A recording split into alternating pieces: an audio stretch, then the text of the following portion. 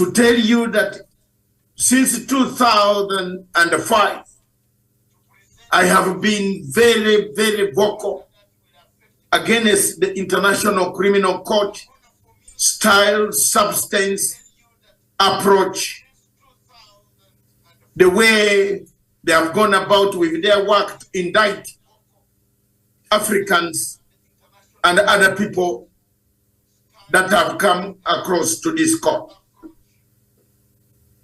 Ladies and gentlemen, the framers of the Rome Statute were very clear, and I would like to state here, before we go to the main discussion, where we shall bring in Miriam in Nairobi, I want to make some statements that can be taken as facts. The framers of the Rome Statute were very clear on Article 127 of the Rome Statute. And what does the article say? The article in summary simply says that if you have a problem and you have found yourself in a problem, it is reconcilable differences between you and the International Criminal Court. Any member state, a state party, can write to the United Nations Secretary General, who is the Secretary General of the United Nations Security Council, and tell them you are no longer interested in staying in International Criminal Court. Because of these reasons, we can't work together. The biasness, the type of prostitution, the type of profiling that has taken place in this court. Ladies and gentlemen, it is very important, therefore, for you people in Africa to be aware that African Union decided that we leave International Criminal Court amongst all of us, the 54 nations, made a resolution to quit International Criminal Court and come back on the continent of Africa to strengthen our own African Court of Justice and Human Rights. I want to thank the former president of Kenya, Uhuru Muigai Kenyatta, in Addis Ababa in 2016, yes, heads of state summit. Uhuru Kenyatta contributed $1 million in a check from the Kenya government for setting up of African Court of Justice and Human Rights. That money was presented. I was there. I saw the presentation. We decided as Africans that we shall not go back to this court. We shall not honor this court. This court does not fund us. This court does not fund you. This court does not help your economy. This court does not help your politics. This court only divides people in Africa. This court encourages people in Africa to commit crimes so that they will refer people to the ICC. Is it worth the court now that this court is there for people to go and commit crimes, then say, I will take you to the ICC. I will do this to the ICC. I'm going to call in ICC. Look, we have a problem as Africans. Why don't we refer ourselves to our courts? Why don't we refer ourselves? Why don't we respect our own courts, our African courts, where judges are selected on merit? This court has no merit. The judges are not selected on merit on this court. Ladies and gentlemen,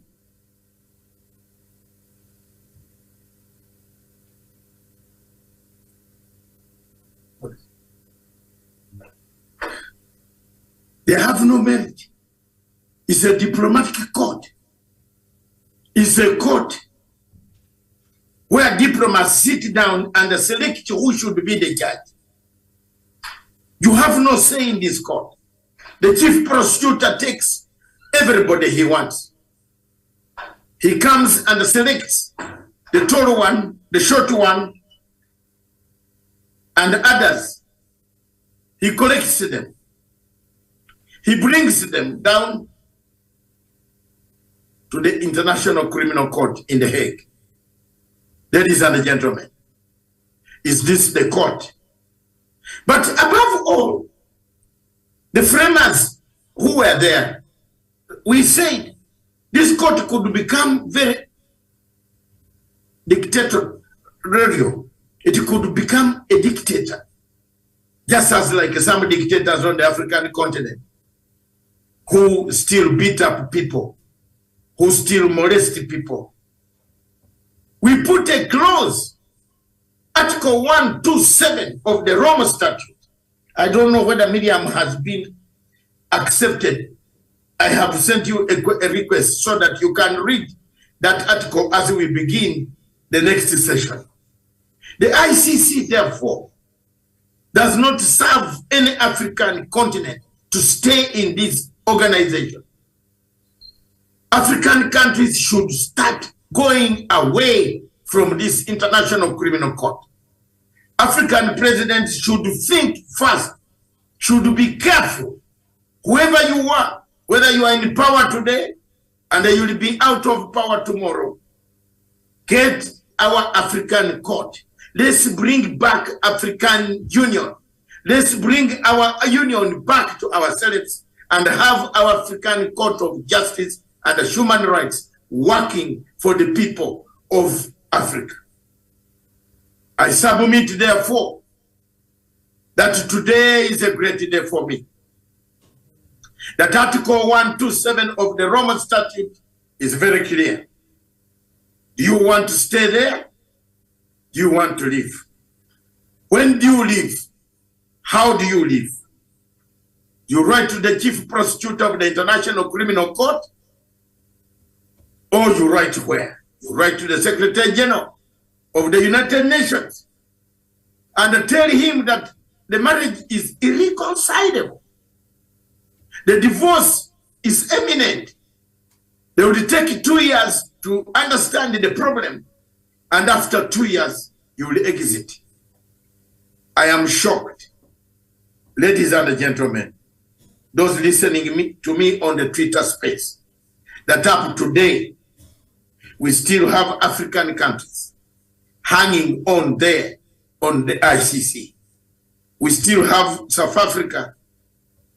An example that is going to happen, Mr. Putin is going to visit South Africa in July, and they will visit several African countries that are signatories.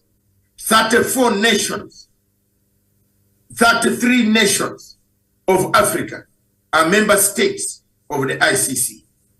Tell me, when Putin decided to visit 3-4 countries that are member states, are we going to take all of them and choose them to the United Nations Security Council? Shall we put embargo on them? Why do you wait for embargo when you can be free? Remember, South Africa failed to arrest Bashir. What happened to South Africa? Remember, Kenya failed to arrest Bashir. What happened to Kenya? Remember, Chad failed to arrest Bashir. Nigeria, these states have been blacklisted. They have been put on a mark in the United Nations Security Council judicial systems. Do we need that? Was it created to police Africa? Why is it not arresting Sarkozy?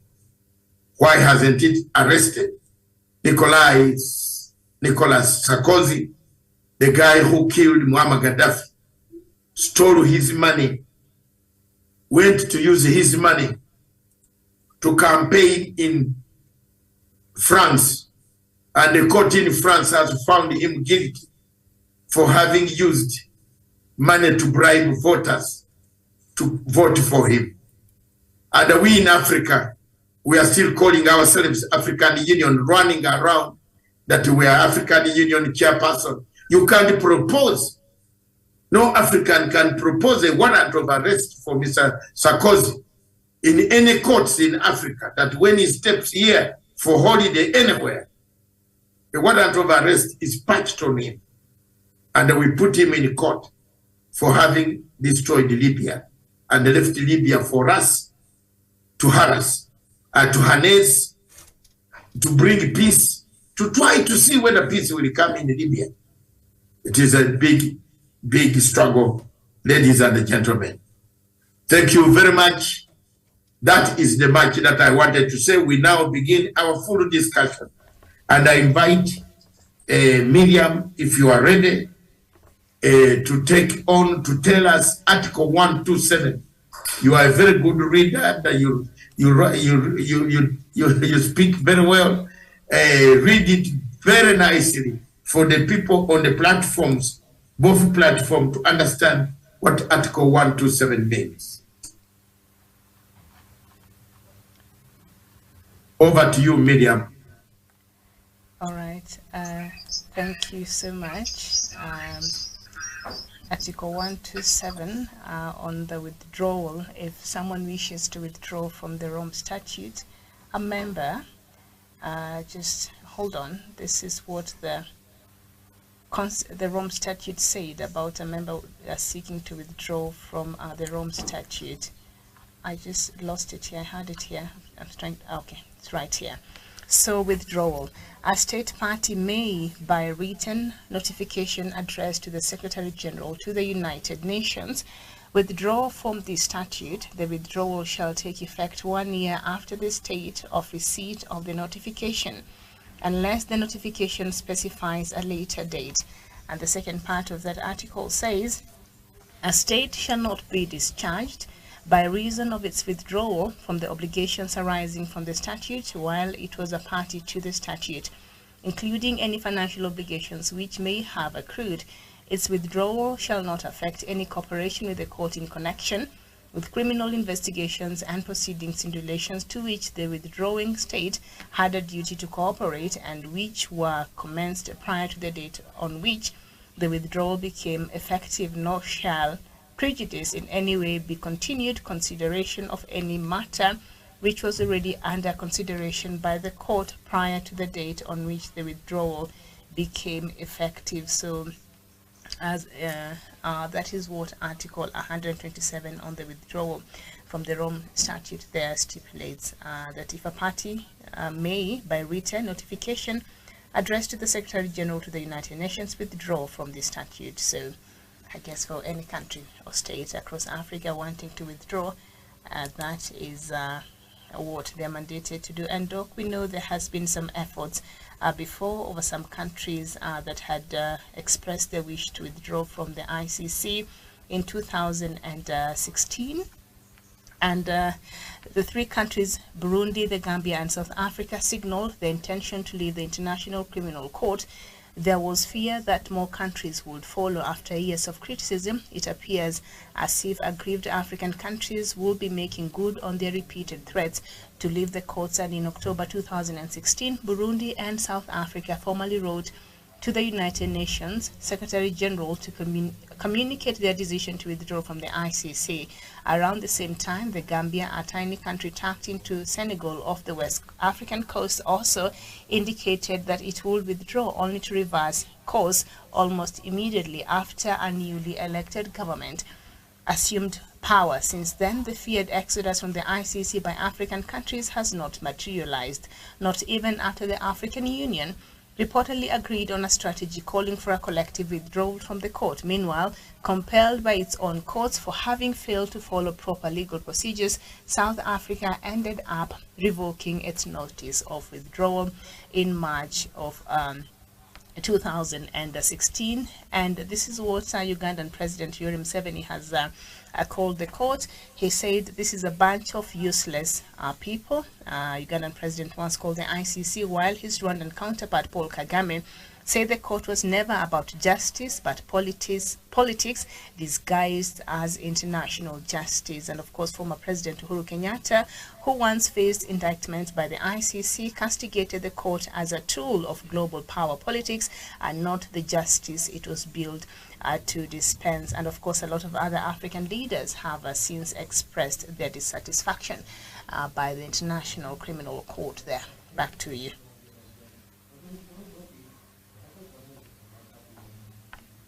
Thank you very much, Miriam. That is a good background that you have given. And there are countries that say they will withdraw. I remember I visited South Africa and we agreed with Zuma. And President Zuma told me at the State House when we had a meeting of 25 minutes, he said he was going to withdraw.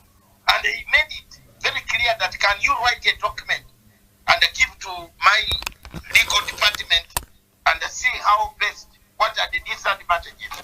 I wrote a statement, Miriam.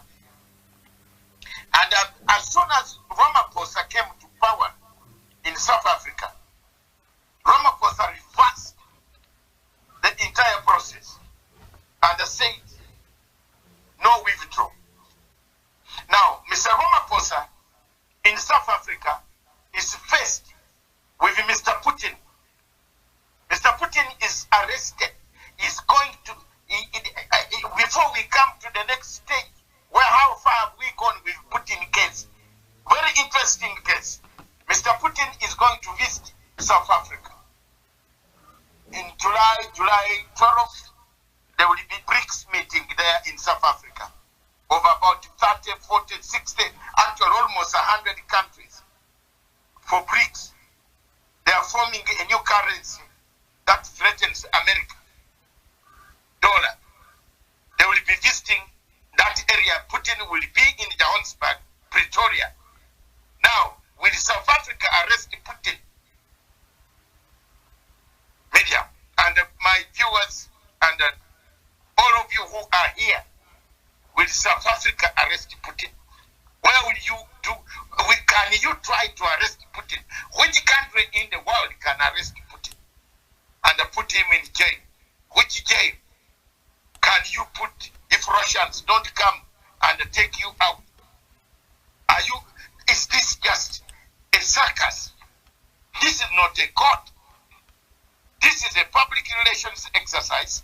When people in Ukraine have died, people have died. We want people to be brought to justice. Why have people not been brought to justice? People in Ukraine have died. But you can't go to Ukraine and you fail to go to Russia.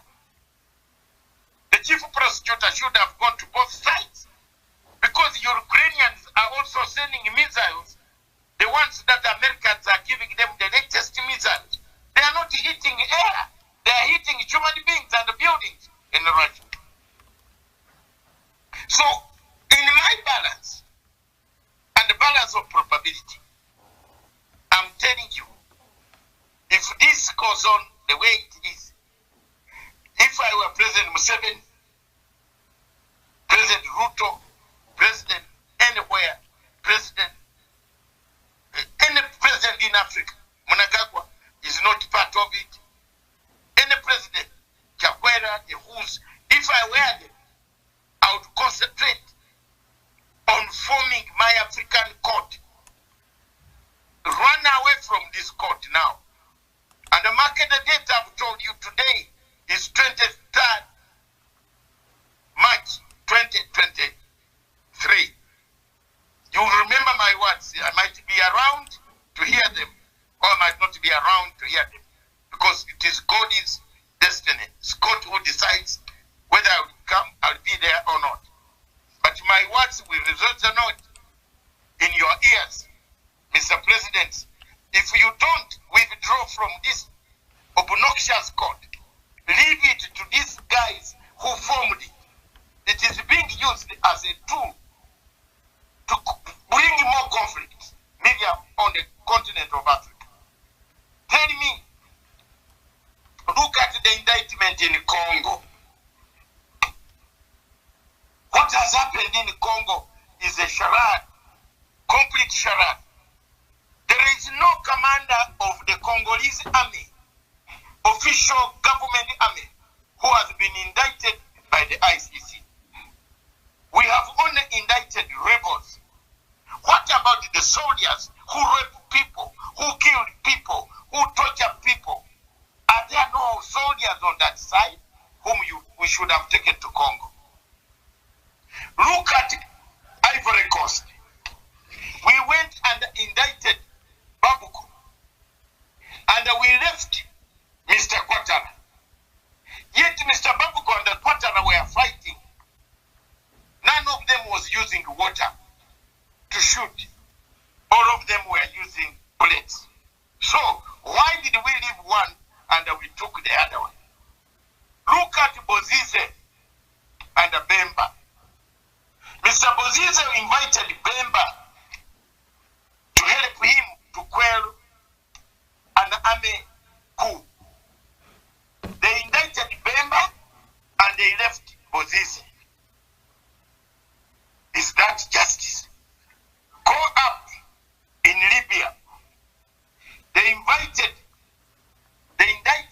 Gaddafi's family, the sons, everybody. They left the terrorists who came and armed themselves and took over Libya. So was the other side shooting with water? The pattern of indictment of ICC is very funny. In Kenya, yourselves, Medium, where you are, you know very well that is what has happened. They indicted, picked up 6 people, but the investigations were not done in a manner that you could sustain a case in the International Criminal Court. We lost. The people died. You took wrong suspects. You took wrong people. You politically witch-hunted. You politically sat with George Soros and said, we want to take this tall one and a short one and another one. There was no justice there. Go back to Uganda, my country.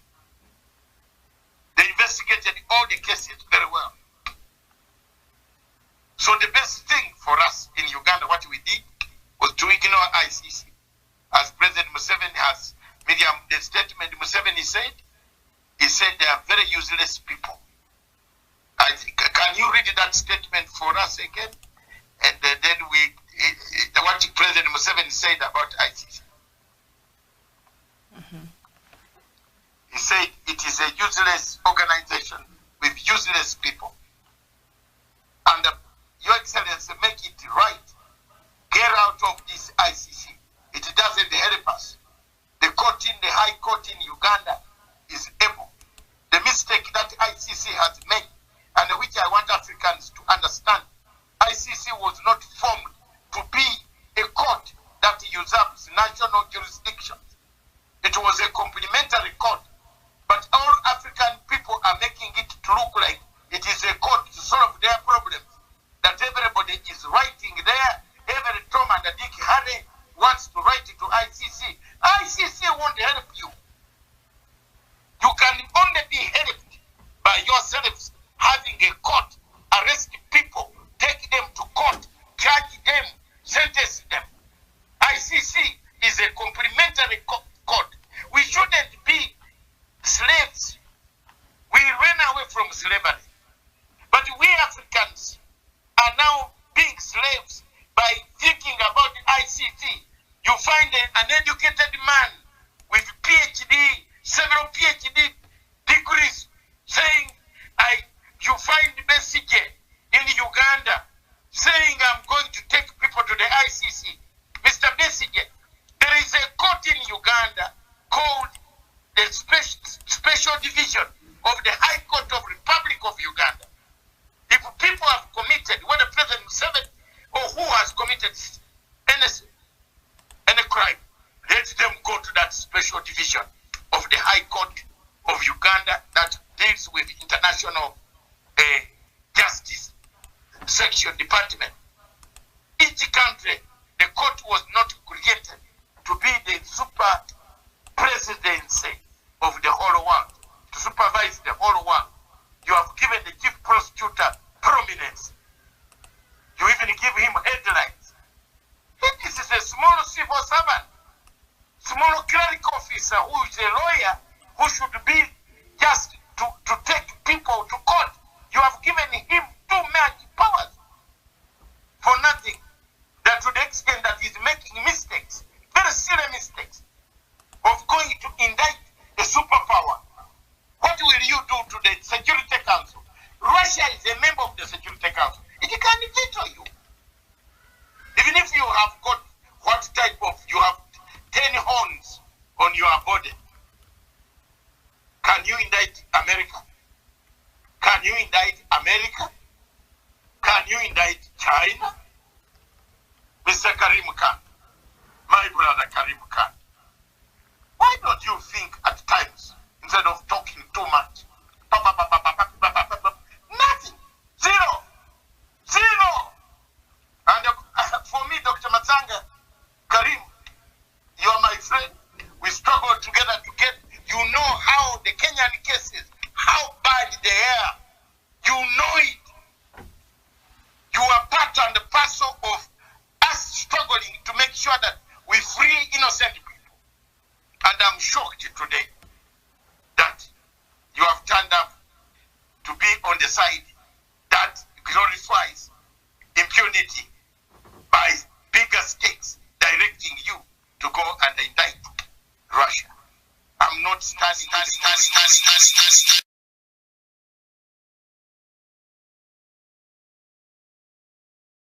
By bigger states directing you to go and indict Russia. I'm not standing in for Russia. But I tell you, Mr. Khan, if they tell me to stand for them, and I hope the Russian ambassador should be seeing my clip, I will send you, you hire me to expose this court. Hire me. I'm looking for that job. The jobs are asked for. I'm looking for that job, Russia. Hire me.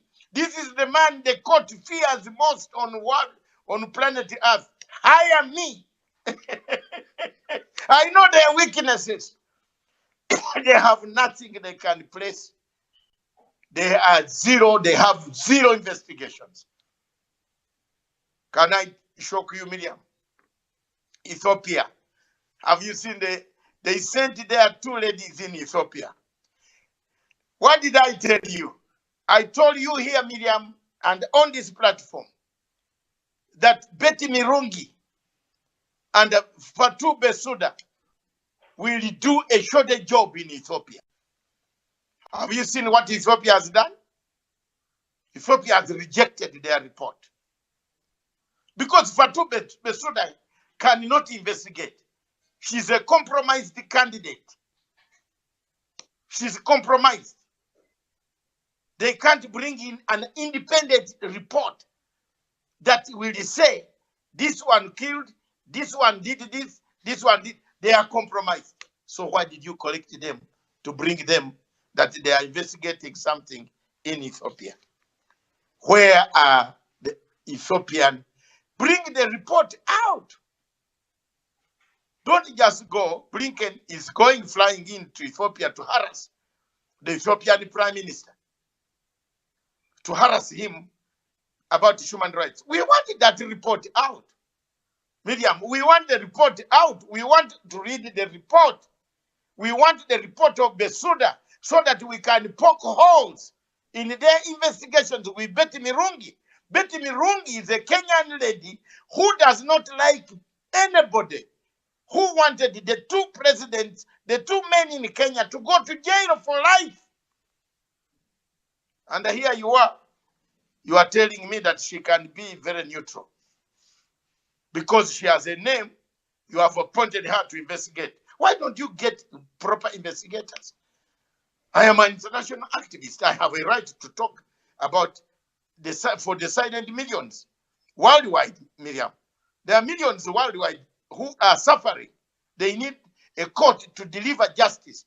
In Bosnia, in Croatia, in Macedonia. We took both sides, Serbs, Croatians, Bosnians.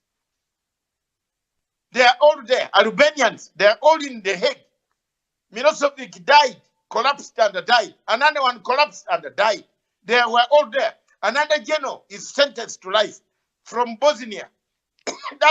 that is the type of investigations that we are looking for. In the side of Yugoslavian tribunal, it was done very well. Why does ICC do things in a wrong way? For me, I will not keep quiet. I will continue to speak and speak until the truth comes out. I have no worry. There are Africans, some of the Africans who say, oh, ICC must be brought, must be there to take people. Why don't we put these guys in African firing squad? You have killed Africans, then you want to be given table tennis, to play table tennis away in Hague. You know, firing squad back here at home while people are seeing you. Yes. Thank you very much. Let me bring in Miriam. You have some words or in the background before we move on to open the mic for other people to speak. Well, thank you so much for that submission, Doc. I think I already shared my background and my sentiments on the current warrant of arrest by ICC towards Russian President Vladimir Putin, which I think really will not happen. And I think South Africa has come out to say that it will be discussing with Russia on how to go about this warrant of arrest. That is to tell you that South Africa values its diplomatic relations with Russia so much that it has no intentions of jeopardizing that. So that is futile. And I think at this point, Putin might just want to travel around the world and around member states of the ICC who have ratified the Rome Statute just to show that he can, because he knows nobody's going to arrest him. And just to spit on the forces behind perhaps this warrant of arrest. But nevertheless, I think maybe the question that we might be grappling with this afternoon is just 12 noon here in Nairobi, East African time, is even after the cases that we've seen play out in the ICC, that a lot of them are clearly targeted towards Africa and its leadership. Why is it that still African countries, even with that mass exodus that was expected to take place in 2016, failed? And why do we still continue to be members of the ICC? Is it because we don't have faith in our own judicial abilities and institutions in our countries, or why is it that African countries are reluctant to move out of this Rome Statute? Because we started by reading through that Article 127 that allows and stipulates the procedures. What is the reluctance? Why do we still need to be there, even with what is perceived to be unfair treatment that Africans have been getting, and the perception that we've seen even play out? It appears as if this court was just built for African leadership and for Africans and a few other countries around the world, but mostly for Africans, but still insist on being there. What is it about us and this court that, as much as it appears to be quite biased, but we still find a need to be part of it? I think that is what I'm grappling to understand this afternoon. Okay, thank you very much, Miriam. Let's open up the mic, and we bring in the first speaker, Rauben Khura. You are the first speaker on this subject. You have the mic now. Rauben, go ahead and speak.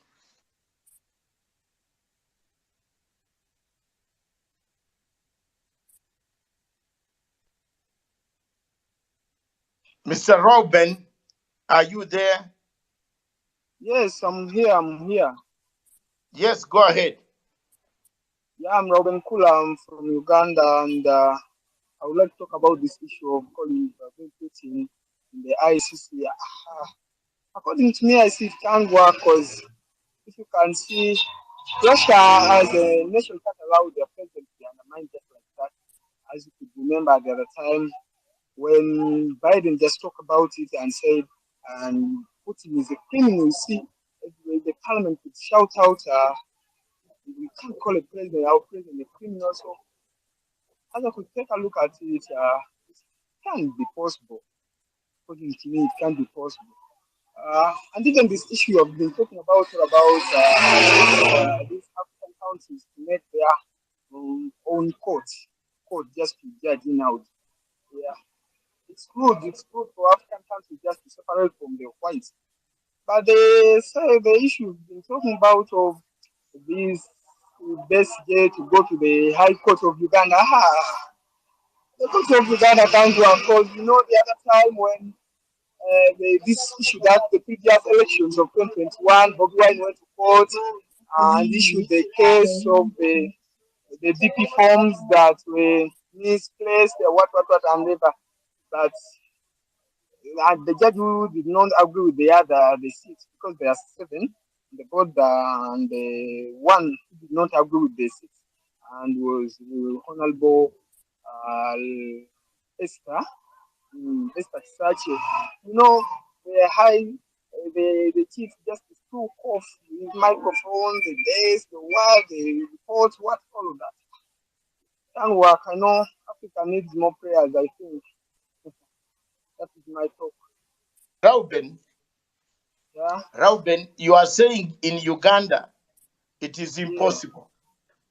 Yes, in Uganda I see it is impossible. You speak near your phone. Yes, I'm near now. You are speaking near your phone, sir. You are saying in Uganda it is impossible.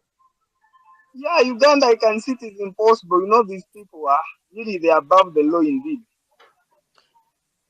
But Uganda has ratified the Rome Statute and it has set up a bench of 3 judges that tried the commanders of the Lord Resistance Army. Some of them were tried in Kampala, those who committed heinous crimes. The others were set free under amnesty.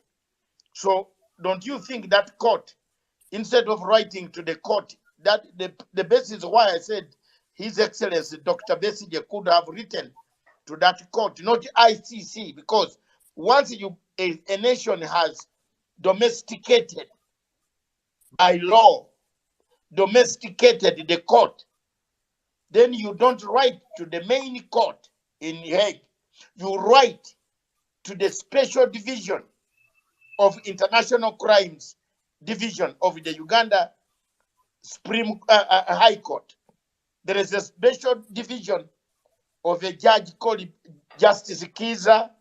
I don't know whether he's still alive. There were 3 judges.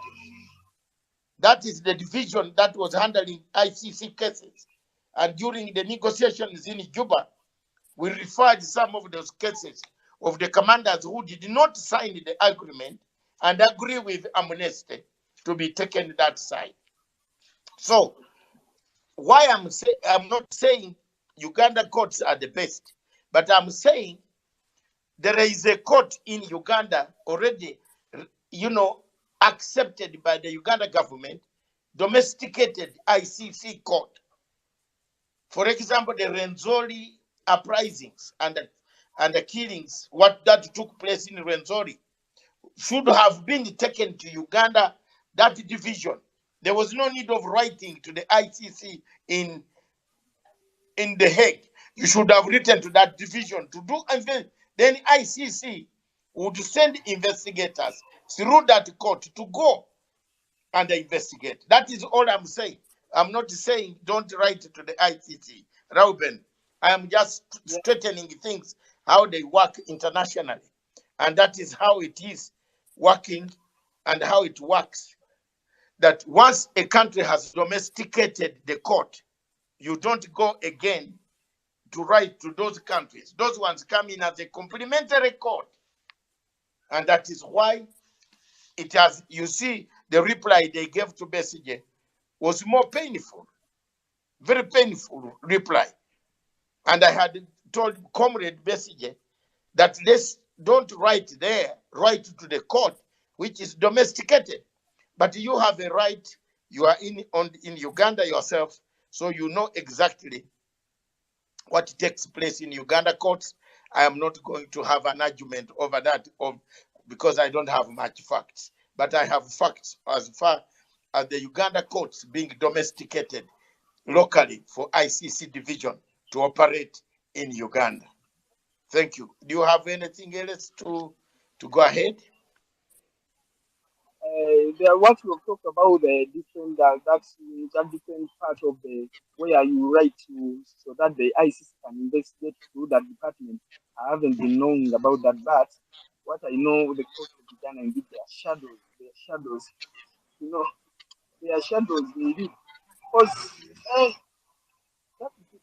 They are shadows. I don't want to talk much. You know, I know. No, you are free platform. My brother, this internet has come. Nobody is going to shut anybody down. You know, this in the new generation, the new one, you are not going to be shut down. People have to bear with you. You are going to set up these platforms in the future. These platforms are going, you have to discuss your matters openly without fear. If there are problems, we tell Africa, we as Africans, what does ICC help us?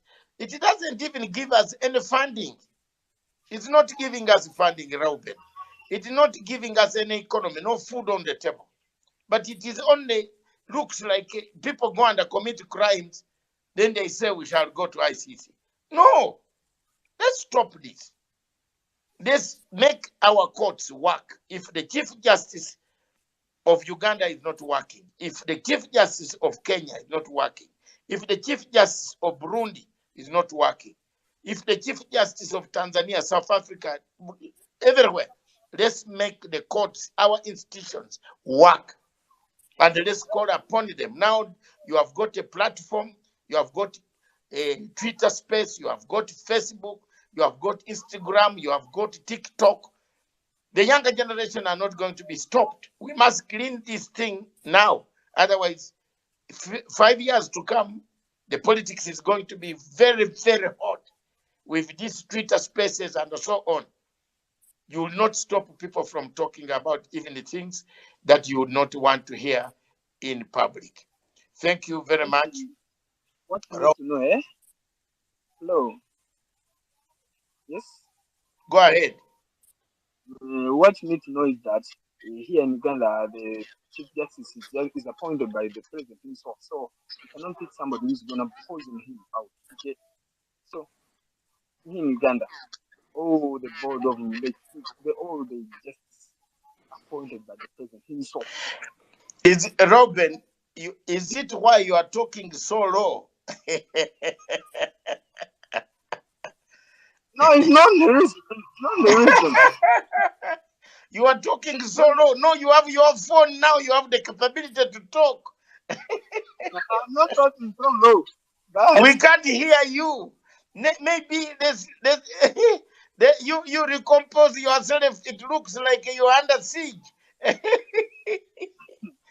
not the case, but Yes. here in Uganda, according to the constitution, the president is given powers to go to pick out, to choose all the justices who are to work in the courts, and the parliament is just there to approve, to screen out. Yeah, that's it. But the president cannot pick a person who is going to poison him.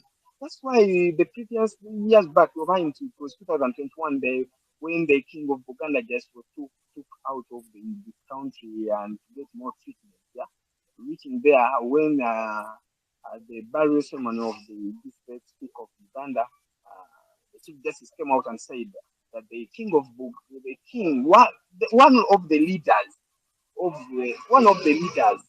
those leaders that were the king himself, one of the kings, the Kabaka of Uganda, who went to Germany using the presidential plane. But indeed, he was lying just because of what the people claimed that, of saying that why is the plane of the government, the plane of the country, taken out by the speaker and being there to the board of the speakers go back for all that time. and they say the Kama of Buganda used the plane of the king, the president, just to go for treatment in Germany. And it was a lie just because after the premier of Uganda just came out and said, how could you say something you don't know about? The king of Uganda used the plane from Netherlands. So you see, even the chief justice cannot feel afraid just to spit out things has no truth with. Okay, Reuben. Reuben, hold on the microphone and stay there, mute your phone. Let's hear from Fisinendo. Fisinendo, where are you from? What is your view? You talking to me, eh? No, I'm talking to Madame Fisinendo. I can see Fisinendo, you are next. You have the microphone next. So I leave it on or I leave it, I put it No, on. mute your phone and wait there. You have made good points. But let me ask you before you go.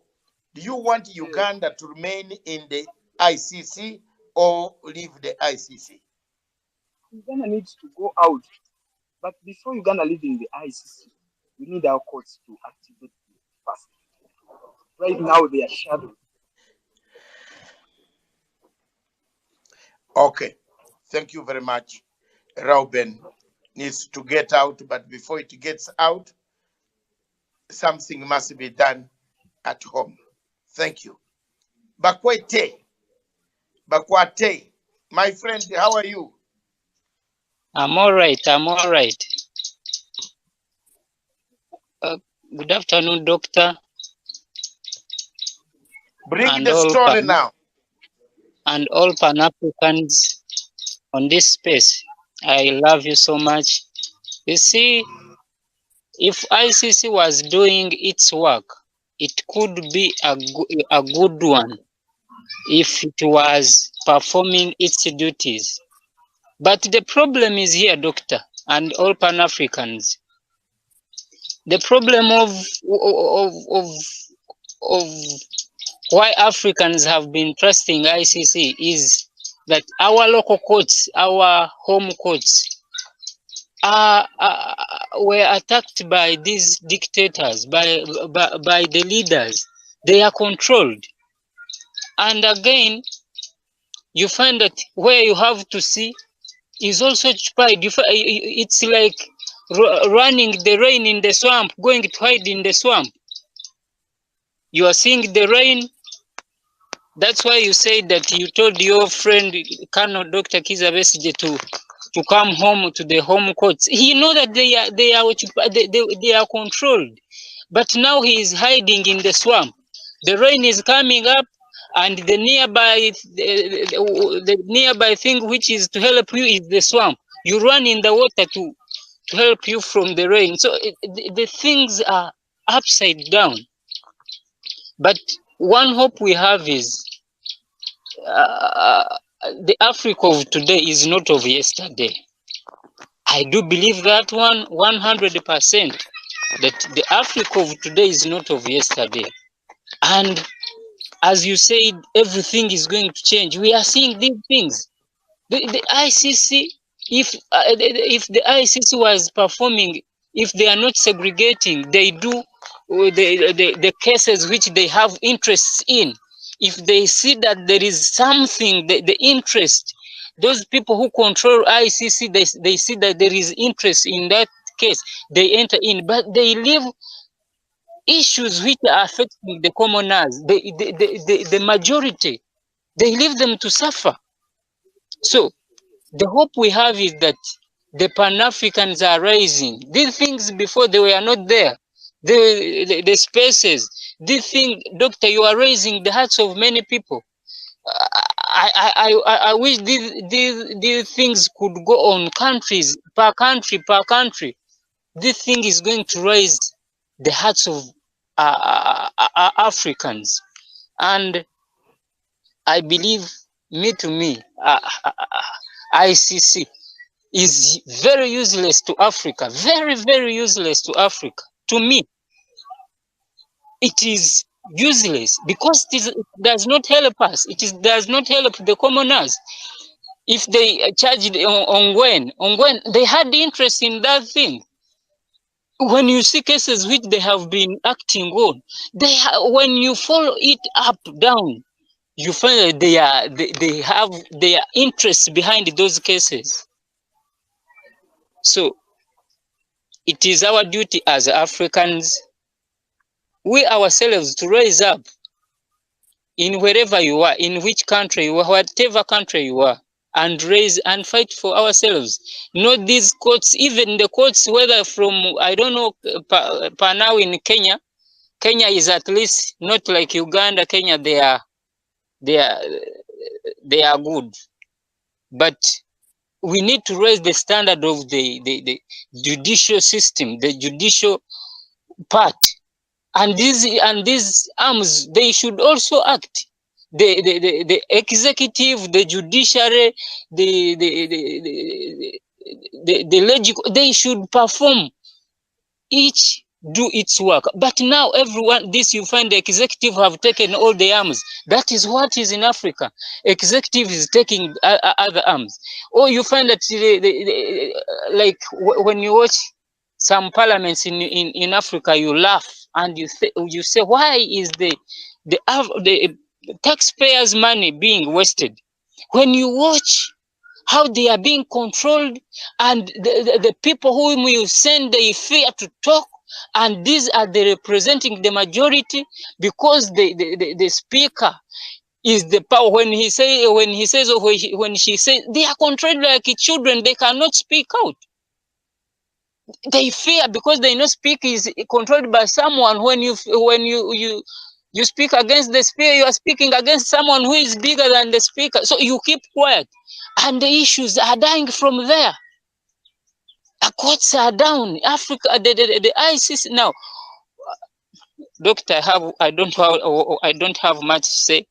Just to thank you for raising us up. Thank you so much. Thank you very much, Bakwate from Uganda, Kampala. My brother, you have raised a number of things, and you say Africa should quit and go and make its institutions stronger. That is the pinnacle of our discussion today. Why Africa must quit ICC and Article 127 of the Roma Statute. The framers were not stupid. Miriam has read to you exactly what the article says. If the marriage is not very good, do you stay there? If the wife and the husband are quarreling every morning, every night, every lunch time, fighting, throwing plates over dining table, do you continue staying in the house? You pack and go. And go and look for some other places where you can have peace of mind. Is ICC helping Africa? Has it helped us at all? Where has it? Now it has made even a terrible mistake, which we are seeing now, that you are going to arrest Russia, a Russian president. You are going to break a third world war. With a nuclear weapon, Russia could release it on all of us, and we go home to God. What is this a mockery? Can ICC deliver Africa? Can ICC? Why should everybody in Africa think of ICC instead of thinking of the courts at home? Let's have Mr. Enefioki, GG. I don't know, tell us from which country you are from. Mr. Enefioki. Yeah, good morning. Nefioko. Yeah, good morning. Good morning. Good morning. Tell us where you are, who you are, where are you from, which country you are speaking from. I'm Nigeria, talking from Lagos, Nigeria. Lagos, Nigeria. Can you hear me? Am I coming out loud? Yeah. We hear you 100%. Yeah. Well, the topic is very interesting, and I will, in fact, the way I see them, I don't think they are of any beneficiary to Africa. We are not benefiting anything from them. When it comes to Africa, it's not working at all. I think Africa itself, they have a union, and the union is not even working. It's not even functional. I don't even know what we function or work in Africa before we said we are going to IC. We have a lot of examples, especially what is even currently happening to us here in Africa, especially here in Nigeria. It's nothing to write home about the IC. A lot of crime being committed by these leaders, by these political leaders. Nothing is done to you. They will just overlook things. They will make a threat. They will say they will make a move, but nothing will come out of it at the end of the day. So what is the essence? What usefulness is this to us, to African countries or to other nations? They can only function when it comes to the big countries, the powerful nations. But when it comes to Africa, the lesser countries, there is nothing like ICC. It's not working at all. It might work, oh, I'm not saying it doesn't even do anything at all. But where you need them, the area you need them to act in Africa, to come to the rescue of a state, of a nation, of a tribe, of an indigenous, of a particular person, then you will not see them. You will not see them at all. Where they should come to a rescue for the poor person, poor masses suffering, you will never see them. So that is why I don't even know their relevance at all. They may carry name, ISIS, but they are not relevant to us. They are not useful to anybody. So I rest my case there. Thank you. Thank you very much. Thank you very much, sir, for that. Thank you very much, Mr. Gigi from Lagos. You are saying it is a 0000. It should get out. We should get out of it. I agree with you, because why should you wait when people are being killed? This ICC doesn't come there. Some parts of the world, they don't come. People have been dying in Somalia with the Al-Shabaab. Nobody has gone there. Nobody. Nobody has issued a warrant of arrest for Al-Shabaab commanders. But we know their names. And we have put photographs. Kenya has put photographs of the commanders they want. ICC has not helped us at all. So for me, I think the best thing for Africa to do is to walk out. We told them to walk out a long time ago. Look at Ethiopia, Tigray and Ethiopia. They have gone to there. They have now got a report and they don't want to come out to indict people. They are running to go and indict Mr. Putin. But Ethiopia is equally a country which has suffered. Tigray people suffered. Ethiopians have suffered. We want to find out how people were killed. Who killed them? But nobody, this ICC selects where to go and not go. So why should African country? It doesn't pay for us any economy that is a donor country, a donor agency. ICC is not a donor agency. It does not donor any money to us. We instead pay for the existence of ICC. We contribute. So why should we contribute to a court that is selective? That's all I'm saying. Let's have more discussion.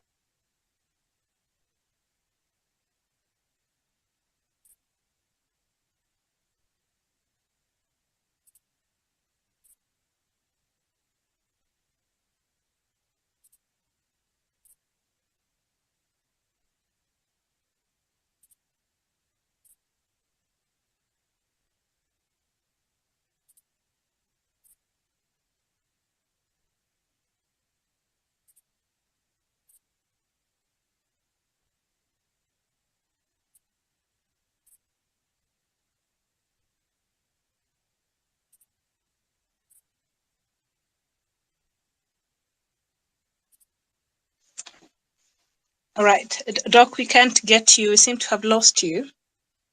Oh, you are. But you're back on now. We can hear you. Yes, yes. I can see many of you. I was saying Anita, Bakwat, Joe from America, my princess. You have been very active. Thank you very much, princess. You have been active on my Twitter handle. Thank you, Prince, not princess, Prince. My brother, Prince Philip. Thank you. Miss Street, thank you very much from Lagos. I know this, the pressure there of elections. Nobody has even ever issued a warrant of arrest for Mr. Buhari. And you know how many people have been killed in Nigeria. In Cameroon, how many people have died? No warrant of arrest for Paul Biya. But we have gone to arrest Mr. Putin. We want him because he's needed for international public relations. How can you arrest? How will you arrest Putin? Surely, no. Maybe there's a miracle coming. How will you touch him? This is just stupidity of the highest degree. So, Radio Punchline Africa, sukuma hiyo one record of Tanzania, that let's relax a bit as we get our ideas. We're about to finish. Today we shall not stay long. Let's get Mr. Onyebucho Joseph as you collect your ideas. Yes, Radio Punchline Africa in Nairobi music.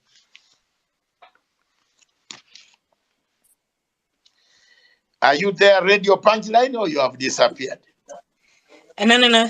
The Radio Punchline, they're setting up, and they should be joining us in a very short bit. So, just a moment. Thank you very much. Let's get Speaker Onyo Joseph. Tell us where you are, who you are. Take the mic. Mr. Onyebunchi Joseph. Onyebunchi Joseph. Yeah. Comrade Onyebunchi Joseph. Yeah, can you hear me? Good morning, we sir. hear you, sir. Okay. Good morning, everyone. Good morning. You know, I actually didn't understand what the topic was saying about until you put a breakdown to that.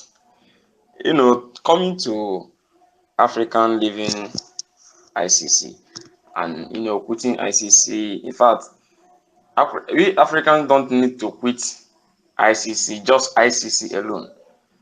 We Africans need to quit entire anything that has to do with the European Union and the European countries, because with this, you know, we keep pushing ourselves to these people, and these people continue using us, we Africans. They don't see us as anything. They don't, you know, there's always this should I say philosophy of a thing that they make Africans and country as a jungle, or the European country as a garden, a beautiful garden, and other rest of it. And that's why you see all the time Africans are always jumping, trying to move from their home to their own place to, you know, to the Western countries for, you know, a better, greener pasture. These people has continued to use us in all round. Just talk about what is happening in America now, because the war between Russia and Ukraine is actually affecting them badly, hard time. Talking of Russia, ICC, you know, granting a warrant arrest to or asking, you know, saying they should arrest Putin. You know, when I saw that news, it was a kind it was funny to me, because I wonder how you arrest a man who has, in fact, such a man, not even, because Putin is not an ordinary man you can just arrest like that. He's not a man you can just wake up one morning and say one. If before you arrest him, then that means you need to arrest Biden too, because he has a case to answer in ICC as well. Yeah. So, saying Putin needs to be is, I saw that as a bullshit. He can't. He can't. In fact, he's not. It's not even happening. It's not going to happen. Because all those things are just a mere words, whereby a whole country and a whole people and a whole somebody from nowhere, you make a law, but you be the one to disobey your own order, disobey the same law you make. It's nonsense. Africans, okay, today I think I got a news from someone, from the United States, that are saying that the US are now giving people green visa. I don't know if that is true. I don't know why. And mainly people you see that will flood over that place will be Africans, because they know what is coming up to them. They know what is about to happen. They know if care is not taken, they will. In fact, it's going to be a battle between them and Russia, not even Ukraine. Because if Russia want to take down Ukraine within 24, it's not that they can't do that, because it's there's a level. I don't know how to put it though. Oh, I believe whatever Russia is doing today is for the betterment of their nation, and to protect the lives and property of their people, because he has seen and know what we become of Russia nation if he eventually allow Ukraine to join NATO. I always tell people that this so-called NATO of 18 is a devilish organization. I don't know what you think of it. I don't know, but that is me. It's a demonic organization, because it can be using the same thing to suppress other nations. It can be using the same thing you call the same organization you kind of put it is to empower other nations and other stuff and so many other things. Then you are using the same organization to suppress people. It is stupidity to think of that. They see the power in Russia and everything. That is why they are trying all possible best. Now look at all their banks are going down. Russia no longer use fuel, dollar, whatever, as China as well, and so many others. And look at what is happening to them. And as their dollar is going down, so the US power is going down. Coming to ICC, we don't have any. We Africa need to stop. We need to think back, because we are not like, we have no place with these people. These people see us as nothing. Africans need to wake up. These people see when we continue to talk about new colonialism, it's still happening in Africa. If you don't know about that, if it's not happening, then why? Okay, just was it yesterday or a few days ago? I think actually a few days ago, American were kind of angry or whatever. I don't know how to. I've forgotten how the news came about some group of people that were killed in somewhere. I don't like. Facts. I don't. I've forgotten how the news came about though, and I begin to wonder. Oh, you saw that actually. That means other deaths that has been occurring all this while, you haven't been seeing that, and you haven't been, and other petitions have been written to your parliament and offices. You haven't been getting the.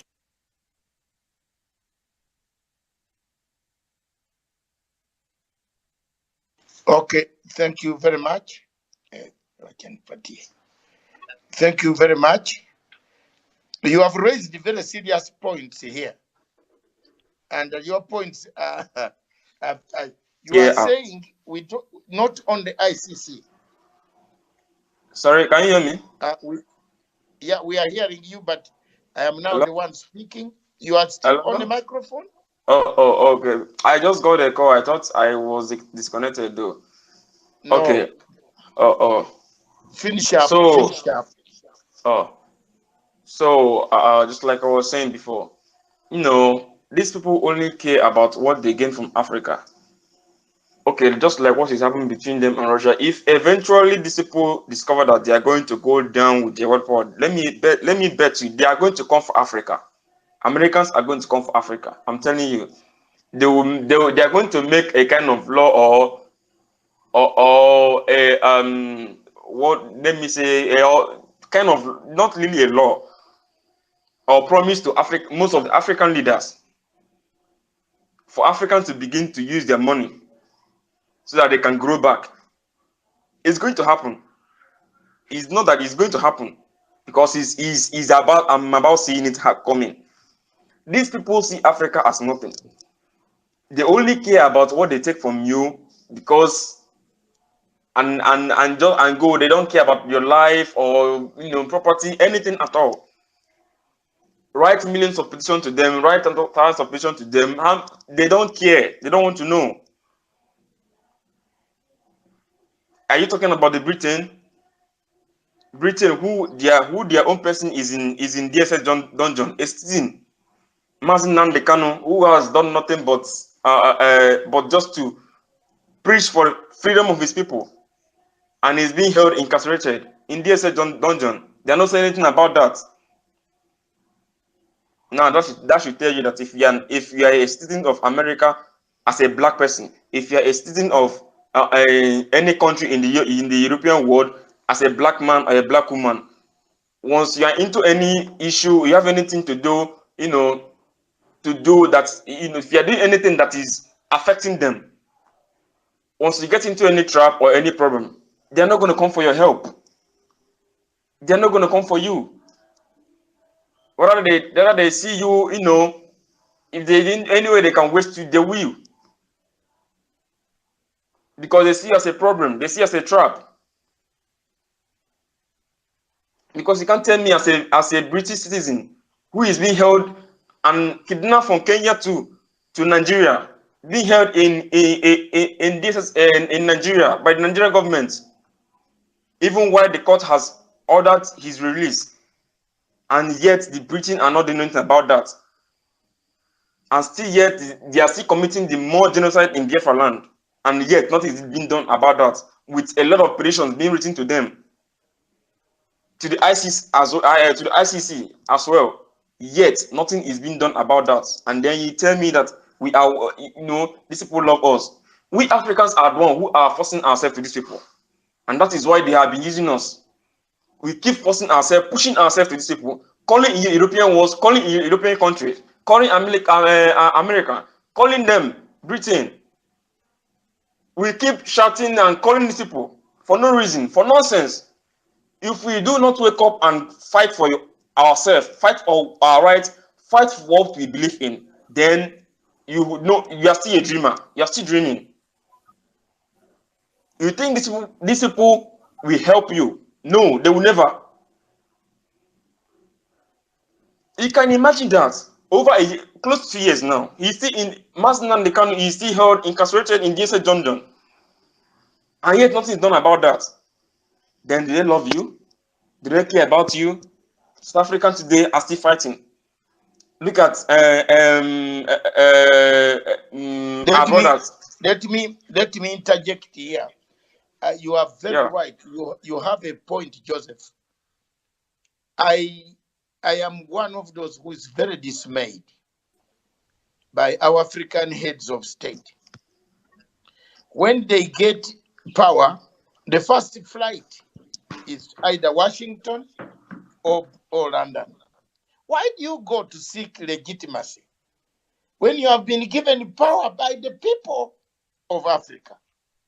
If you have been elected, I saw your presidential candidates of Nigeria. I was in Chatham House myself.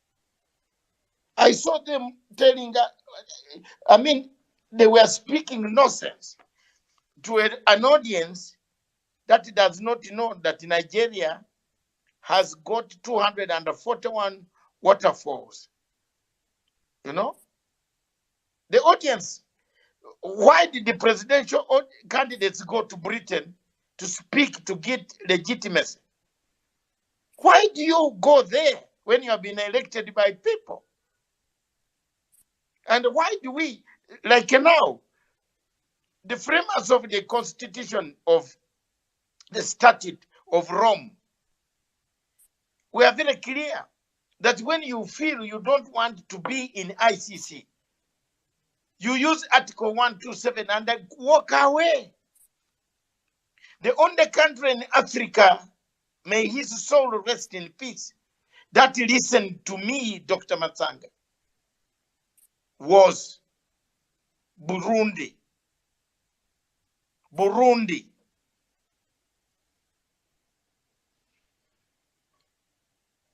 The Burundi late president, Nkurunziza, sat down with me in Bujumbura and said, my son, my brother, is younger than me. He was younger than me. I said, please, brother Elida, write this statement. How do we quit ICC? And I wrote pages, 42 pages. I wrote and I said, your legal department can clean the English here and there, but this is the way to quit ICC. And the Burundi left ICC. So if there is any crime in Burundi now, you have to go to the Security Council to seek permission before you step your foot in Burundi. You can't just walk in Burundi like a casual, a small chief prosecutor with the jeans, wearing jeans, coming to molest men with suits, men with integrity. A small prosecutor who has nothing comes to harass people on the continent, and Africans are clapping. Not me. Not me. I refused. From 2005, I rejected this court. When they came to Uganda and they wanted to divide my country into several parts by issuing warrants of arrest, confusing us. And I want to take opportunity here to thank President Museveni.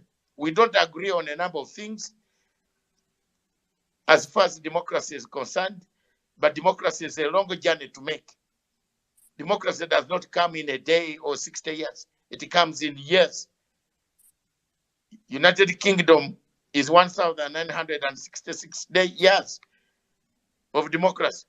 For us, we are only 62 or 63. So we might have more time to agree to disagree. But on this one, President Museveni stood firm and said we have to go for peace talks. And for the first time we went for peace talks, we resolved our conflict of northern Uganda. But ICC had come to divide us in a very bad way. And if we had followed the ICC, Uganda would be nowhere now. Because the people they are issuing warrants cannot be got. They are in the bush, they are animals. You issue warrants to an animal, where will you get Konyi? You are just issuing a paper, but where will you get him? Issue 5, where will you get them? What? We physically went ourselves and got him. And sat down and said, no, we want peace. I myself, I said, we want peace. Even if you kill me here, but Ugandans want peace. You have been fighting for over 23 years. You have not yet captured a town. How long will you fight?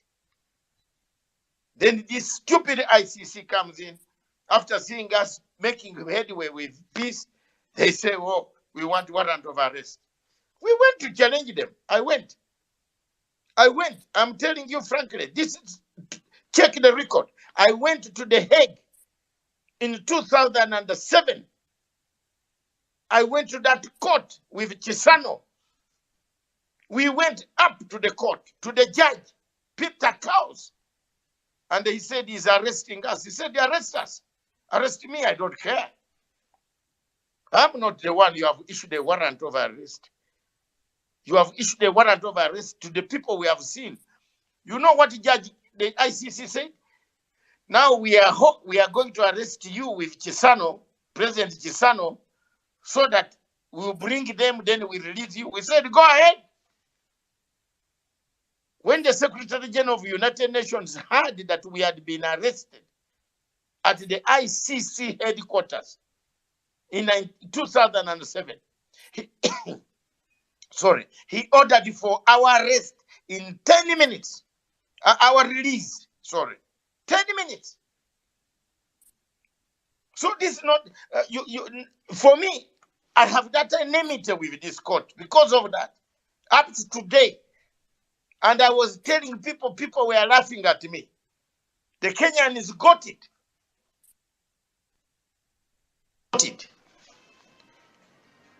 3 years passed. It happened in Kenya. I had experience. I came to Kenya, I told them, don't listen to this stupid court. But now, the point here is this. Ladies and gentlemen, these guys have taken themselves there. We are there. What do we gain from ICC? You have sentenced Mr. Ongwen for 25 years. He has already served about 7 years. Tomorrow he will come out. You will have to give him a new identity, a new passport, resettle him somewhere in the world. Ugandans, if we were sentenced in Kampala, Ugandans will know that we are feeling it. Ugandans don't feel it. The international community is the one that enjoys because it has arrested someone from Uganda and detained and sentenced him.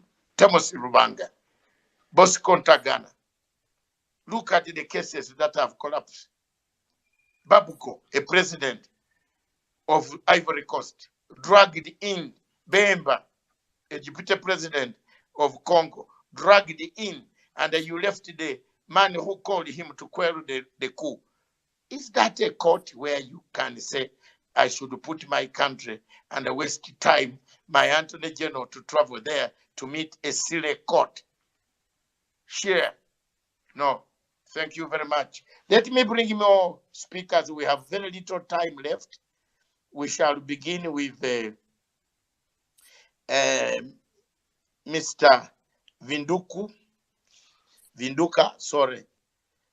Julius Vinduka from Uganda, I believe. And then Ugochukwu from Biafra, Nobo from Biafra, Anne from Uganda, the lady. Let's hear her voice from Uganda. Thank you very much, my sister Anne. Joseph, you will come in later, but let's hear from Vinduka.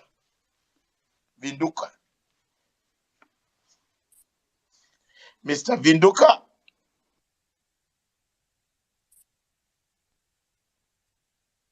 Mr. Vinduka, you have the microphone. Yes, I'm called Vinduka Julius from Kampala, Uganda. From Uganda, well, yes. Everybody will know that we Ugandans speak very calmly and humbly. Thank you very much. Go ahead. Yeah, anyway, my everything will be summarized by wondering where were our leaders looking when we are joining this thing of ICC. Yeah, my question is, when Russia, UK, United States, China, they are not touched by ICC, then ICC is for who? Meaning ICC was for us, the so-called weak countries. Well, this was something wrong done by our leaders when we are joining. And it would be better to put it right by withdrawing our membership from that stupid thing. Take an example. Recently we passed the anti-homosexual bill. The noise they are making, it is as if we are among the states which form up USA, or we are under AU. Africans, it's high time we wake up. Africans, it's high time we wake up. And the AU have disappointed Africans. I don't know what they are doing. I don't know what is their stand in many cases. Anyway, those are my few words. Nice to be here.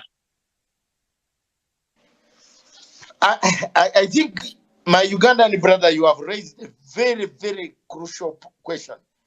Who told these guys to sign for this ICC? Ugandans, if you ask Ugandans, what is ICC? They don't know. They don't know.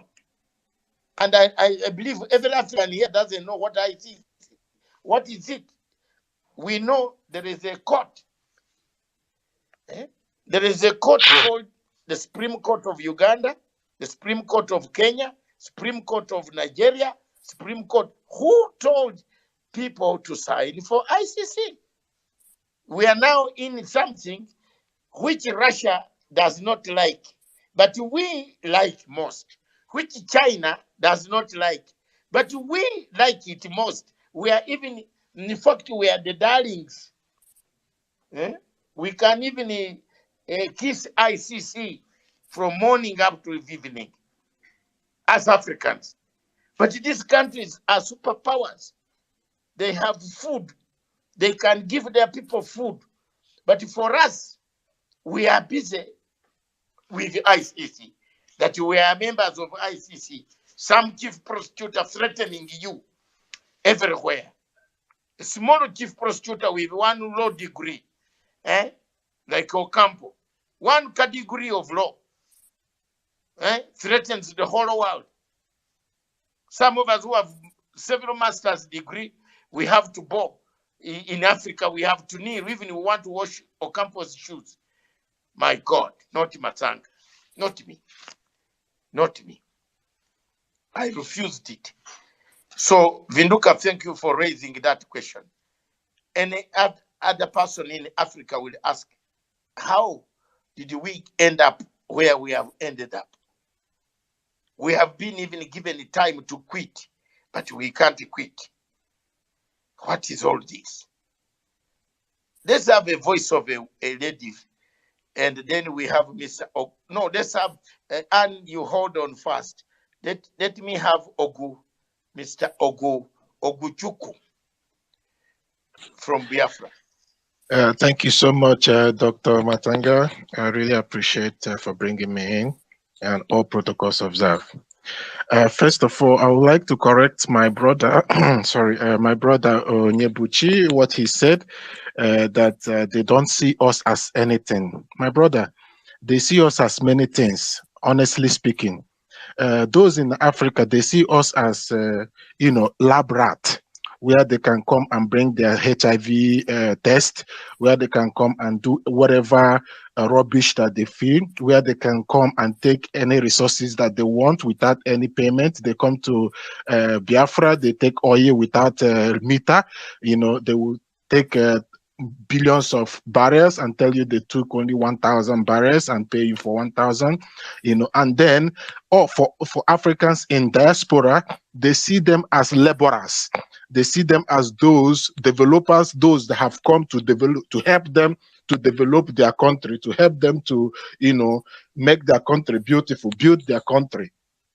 Because so many works that them as a citizen of diaspora, wherever they are, they cannot do a lot of work that we Africans are doing in diaspora. So they see us as many things. It depends on which department that they see us as. So when you say that they don't see us as anything, I don't agree with that. They see us as many things, that willing tools that they can use for their own benefit. All right. So regarding the text, the topic of today, it is very, very important that we do this. I'm really happy that Dr. Matanga, you bring this out, because so many people don't know that there is a possibility of quitting ICC, because these people, I have never seen any reason why we should remain there. the meaning of ICC has never reflected in Africa in any single way. Because if actually ICC meant good for Africa, they wouldn't have done what they did in Libya. They wouldn't have involved themselves or kept quiet what happened in Libya. In every other African countries currently, they wouldn't have kept quiet till now. So issuing arrest to Putin does not make any sense. Africans has been killing, and everything is just pointing back to what I am telling our people, that the agenda to reduce population is going on in Africa. They just kept quiet because their main target is Africa. To reduce population, they have to start from Africa, and that is what is playing out right now.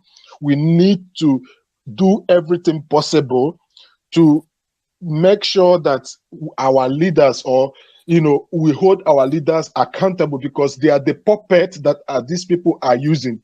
We, the youth, and every other persons that have risen up to this point, they cannot give us that opportunity, or they know that we cannot allow them to do that. That's why they will always fight. During election, they will come into Africa and make sure that they put in their puppet, the person that they can use to be subjugating Africa, keeping Africa there, because they don't want Africa to rise. Their success today, their prosperity today is Africa. And that is their fear, and that is what is happening right now. What is going on between Russia and Ukraine is a threat to them. If Africa rise up right now, they are finished, and this is what they are fighting. This fight is not just an ordinary fight. Africans need to rise up right now and take back our country. I'm happy that, as I said, that you brought out this topic, that we need to make sure that we, continue, deliberating on this particular issue, and make sure that it is possible and that we can do it to step out from ICC, because there is no help. We need to do it ourselves. In terms of AU, African Union, those people are rubbish. They are sometimes we should check them. We should try to check these people that are representing us in AU, African Union. Those people, they don't do anything. They're just willing tools, and they take change, like chicken change, from what they can benefit in their own nation. These people deceive them. They speak only English over there. They speak English, and there are some even words that they don't understand. They just take it because it's a white man that is speaking English to them, and they will just take it in. They don't even know what it means. And they are helping these people to keep Africa in poverty. They allow Africans to be killing themselves, because of this fake unity that they built. And all the, because what is going on now is a planned agenda from the European Union, or from the West in general. So we need to wake up and step out from this ICC. Whatever law, whatever anything that is possible to be used to step out from this ICC, we need to take it up and step out from there, because they are not doing anything. They are not helping anybody at all. Thank you very much. Thank you very much, my brother from Biafra. Thank you for the contribution. I now want a voice of a lady, is none other than Anita. Hey, Anita, but you say this is noble after Ugochukwu. The what? You said after Ugochukwu should be noble, but let me give honor to the lady. It's fine. Noble, you are my friend. You know I technically left you technically. All right, let the lady go. Let's hear from the lady. Let's respect the woman. The first lady to speak on the platform. Let's hear. Anita, all right, thank you. Anita from Uganda, please take the microphone. Thank you, Dr. Masang.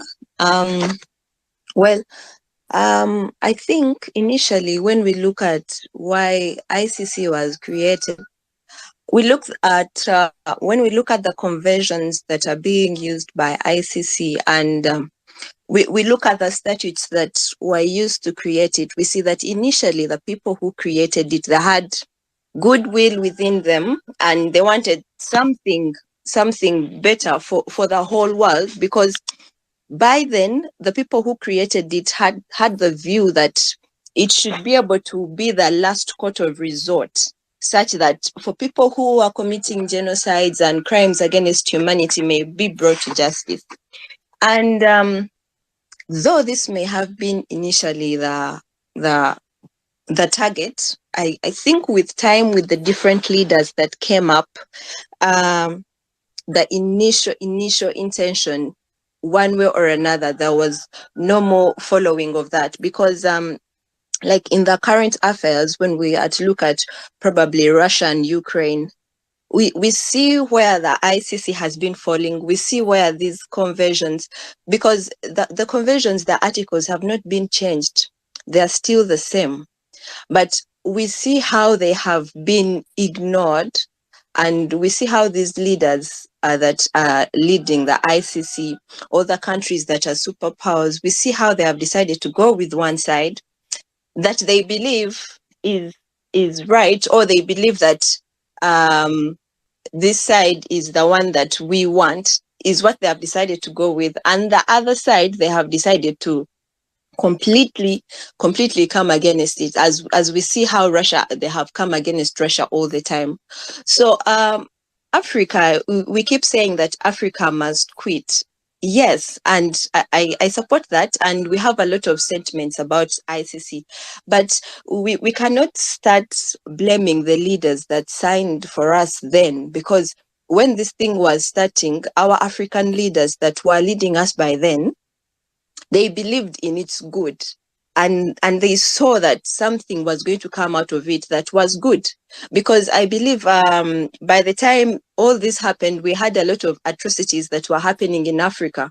So maybe the reason why we have a lot of African countries in this ICC is because by then the leaders that were coming in were the ones that were fighting the governments that they considered by then in Africa to be very unfair. So they felt like this ICC was going to help the African continent put these leaders that had done the genocides, the human killing and all that to justice. So we cannot completely bash them and ask why did they sign for us before asking, because they had us at heart, and they wanted the good of Africa. But right now things have turned around, and the reason, because at one point, Dr. Matsang, you gave an example of our opposition leader in Uganda, and you said that why is Besigye running to ICC? Why are African leaders running there? And I remember among the speakers, is it Ruben? He said that we have our opposition leaders running there because our system, our judicial system, is not proper, and it's really true, because when you read some of the Ugandan history, you see some cases that there is a time where we would have cases and they would move all the way from Uganda to the East African court. I do know this court is still functioning.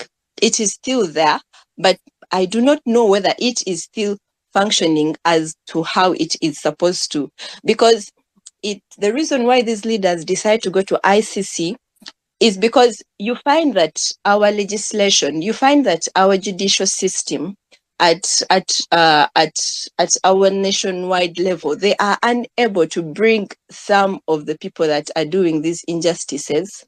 They're unable to bring them to justice. They're unable to bring them to courts of law, and they are punished. So they feel like the only resort they have is to go to ICC, though ICC usually, even when they go there, it is not looking at majorly helping you. No, it is trying to find a way. So this African nation has come to us. So what is it providing in return? What are we going to get out of all this? Because you cannot tell me that a president of a country is going to be prosecuted by that same judiciary, because first of all, that is even out. Like when we look at the Ugandan laws, we say that our own president cannot be prosecuted. He cannot be brought to to court for the things that he did wrong. So I think that is why you find that these opposition leaders, all these people that we have in Africa, they run to ICC because they feel like our judicial system has failed us.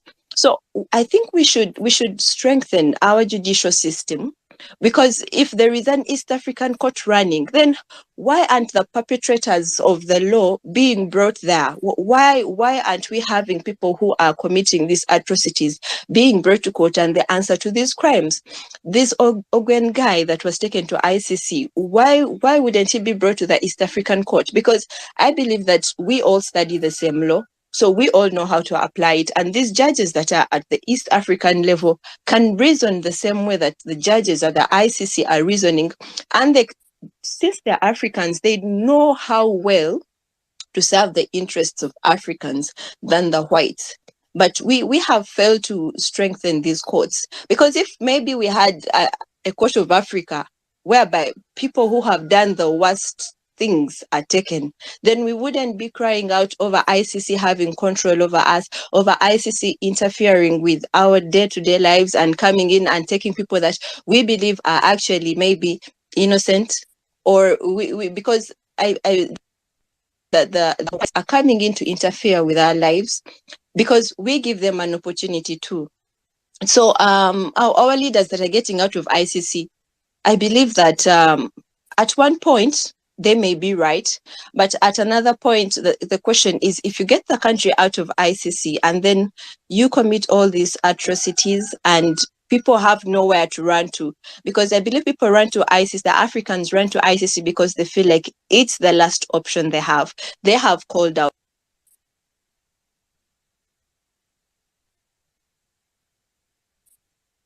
Thank you very much, Anita.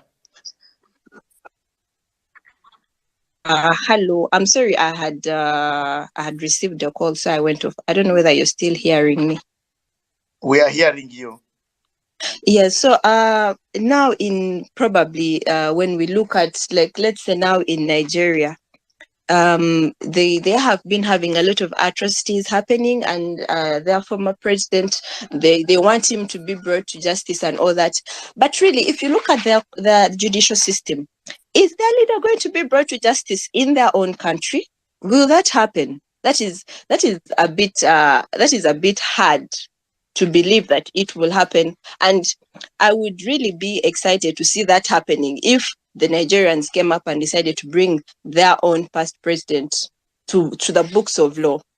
So you find that they will be pushing, let him go to the ICC, let him answer for everything, the killings and all that happened during his regime. And we may look at ICC in a bad way, but I think the reason why it is coming in is because we have failed as Africans until we come up with a solution. Because you people that are in this space, we have big people who are in this space. We have people that that have this power. Why don't you talk to them and they come up with such a thing? Why do we have to always run the other side? Yet you people yourselves can come up and do something for our continent. I just think we have to do something for our continent and stop complaining about ICC when we are doing nothing. All we do is complain. We complain they're interfering, they're using us as lab rats, they are coming in and taking our presidents, the beliefs that we have. They came in Libya and they disorganized the whole country. And unfortunately, the country has never come back to its own pace. And every African, by the way, is angry about the Libyan issue. But if you are angry, if you are that angry, then why don't you come up and suggest something that can work for us? Why are you just throwing the insults, blaming the ICC and not really doing anything? I think this is the time for Africa to come to action.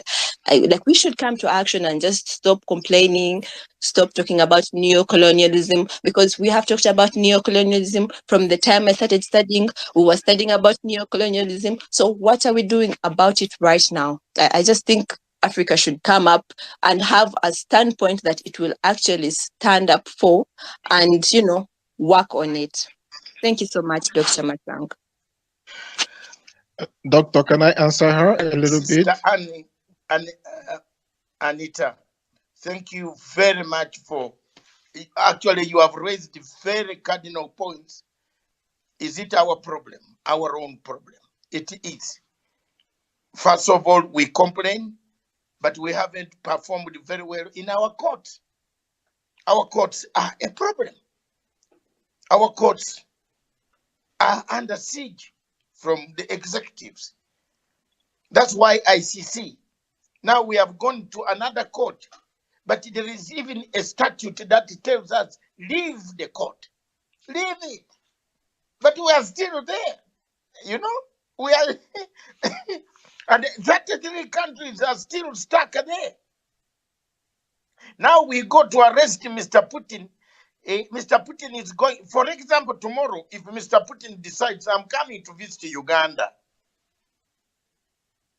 will President Museveni arrest Mr. Putin? If he decides to come to visit Kenya, will His Excellency Dr. Ruto arrest Putin? If he comes in Tanzania, will Madam Suluhu arrest, or Mr. Paul Kagame in Rwanda?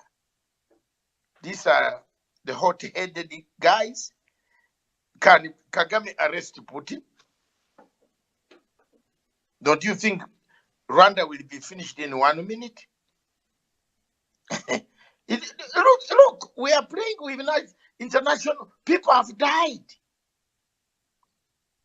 The point here is that people have died in Ukraine, and the people have died in Russia. America is arming Ukraine every day with the latest missiles. Now, I want to ask the people here on the platform. I can see well-organized, educated heads. For the first time, Mr. Lukwago has come back to his father. Lukwago, you left the father and you went away. Now you have come back. I have given you the co-host today. I can see Farai from Zimbabwe. I can see Joe from America. I can see very many of you. You have come. This is a serious question. Tomorrow we are going to cry here. But we are still there. We are not getting any donor money from ICC. Why are we in ICC? Why don't we make East African Court of Justice, which Anita has just talked about? Anita talks of a court. If a case is tough in Uganda, it is taken to East African Court of Justice. What happened to that ruling? Do we honor it? Which African judge can sentence a president? The Constitution of Republic of Uganda gives the president of Kenya, gives the president of Tanzania, gives the president, every constitution in Africa gives the president of that country immunity while he's in office. But the big problem is, while we are arresting the people from this side, we did not arrest Bush. We have not arrested Tony Blair. They went to Iraq, destroyed it, killed it. They told us their weapons of mass destruction. Maybe Joe is in America near the US headquarters. He knows where these weapons of mass destruction are kept. They told us Muammar Gaddafi have plenty of weapons of mass destruction. I've never seen where they have kept it. Why do we use it as a political tool to destroy Africa? That is my question. Lukwago, as a co-host, just cough and I hear. Thank you, Dr. Masang. Thank you so much for this opportunity. Actually, Doctor, my concern, you've said that why is it that ICC never tried Tony Blair, Mr. Bush? By then when our President Museveni was still in good books with the West, per se USA, it came up with a motion that suggested that any US citizen or president will never be tried in that ICC. My president was the second president to second that motion. That's why you see USA and its citizens are not tried within ICC. And I don't know, Doctor, or anyone from Kenya can recall Mr. Museveni's statement back those days. Mr. Ruto and Uhuru Kenyatta was sailing in, the way he bashed at ICC after lecturing him, those power blockers at ICC lecturing him with democratic credentials, human rights credentials, when he attacked it. I don't recall, but I recall some few words whereby someone is supported, which he had impunity over it. I don't recall, Doctor, you can inform me about what Mr.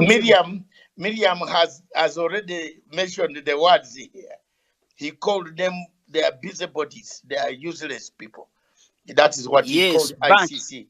And bunch of useless people. Lukwago, welcome back.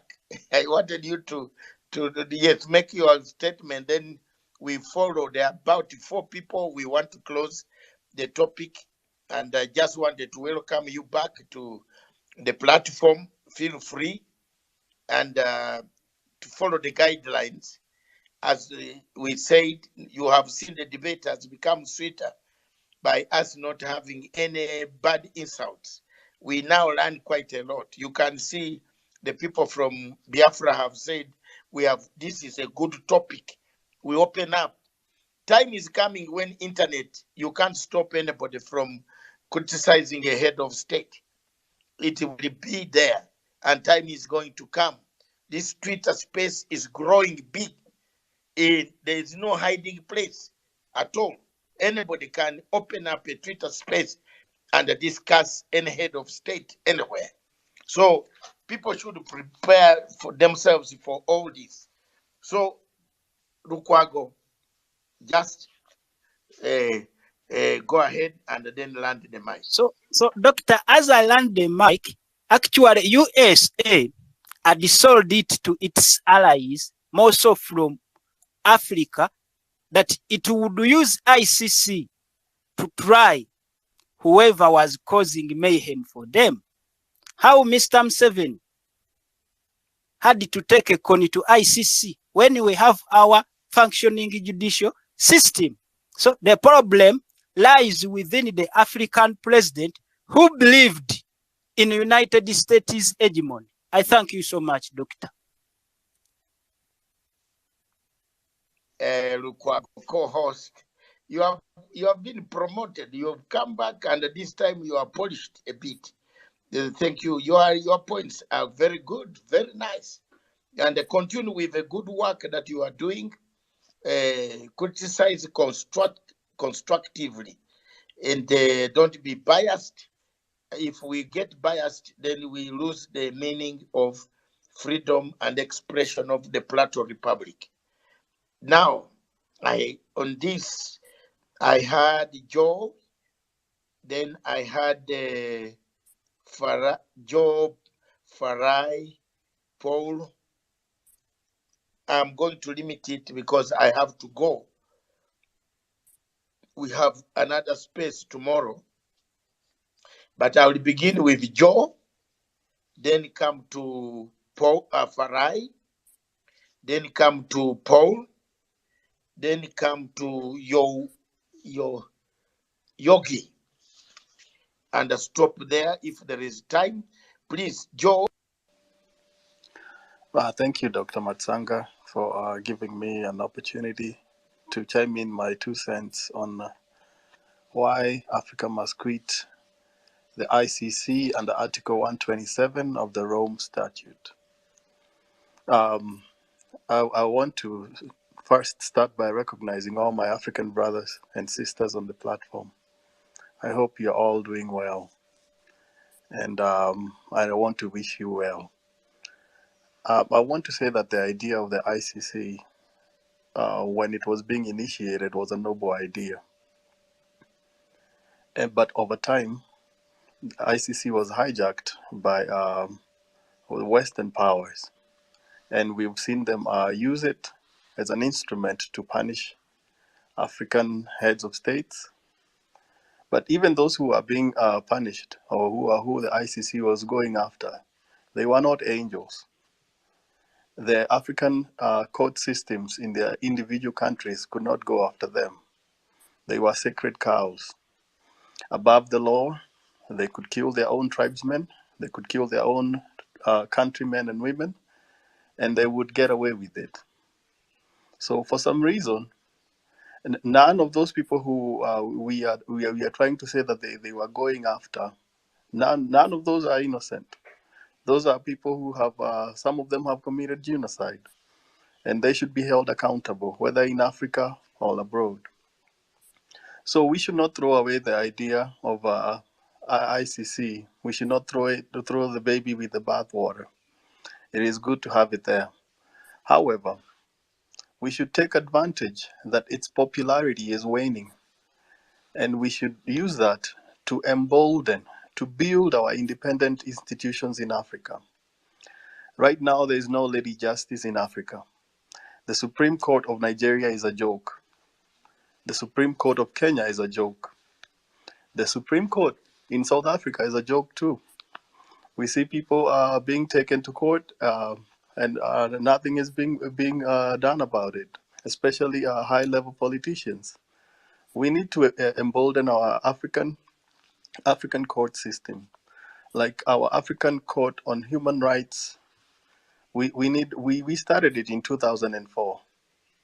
It's a noble idea that when you are accused, you should be able to face your accusers. But when we take them to The Hague, most of the accusers are not available to face the people who orchestrated some of those crimes against them and against their countrymen. But when we prosecute them here in Africa, the people who have been offended, they're able to face their accusers. Time and again, I've listened to Dr. Matsanga praise Museveni and praise Kagame on executing and setting up courts that brought people together after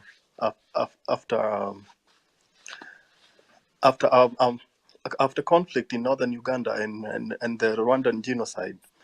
That is evidence enough that we in Africa, we can handle our business. We can prosecute our own. We don't need to send them to the ICC. However, we need to make sure that our court systems are strengthened. We need to make sure that they are independent, they are impartial, and they are going to dial in the justice that is required. At the moment, if we all leave in droves, if you leave the ICC in droves, that court system the ICC is going to collapse. But I would love to see the day that they not only hold Vladimir Putin accountable, but George Bush, Tony Blair, the former French President Sarkozy, and others who have sanctioned the mass killings of people across the globe. If they can do that, then it would truly restore their shine, or restore their glimmer. For now, I will stop short at saying that do we need the court at ICC? Yes, we still need it. We still need that international authority out there. Otherwise, the dictators in Africa, they will run amok on their people. In Ethiopia, we know what's going on in that conflict. In Kenya, for instance, people will not even think about violence because they know that one time they were threatened with being taken to the ICC. They know someone's watching. So we like that supervisory, or we like that sword of Damocles hanging over our leaders, warning them that anytime they can strike if they try to arm their people against themselves. Joe, Yes. before you leave, and you are not going to hide in American imperialism to tell me that you need it. You need it. Why is it that you don't tell your own bush to be arrested? The United States is not part and parcel of No. the Rome Treaty. You are partly a citizen of the United States of America. And when you can never, you know very well, with the American passport, you can never be touched. ICC will not touch you. Why do you wish us, who are still on the continent, who are suffering on the continent, to be touched by ICC? And you, who is telling us to be arrested, cannot be arrested. Show me the rationale. Come on, bring it on. Dr. Matsanga, you want me to defend American exceptionalism? It's a very sore topic. No, I'm not defending. No. There are 5 countries on the United Nations Permanent Security Council. 2 of them are signatories of ICC. 3 are not.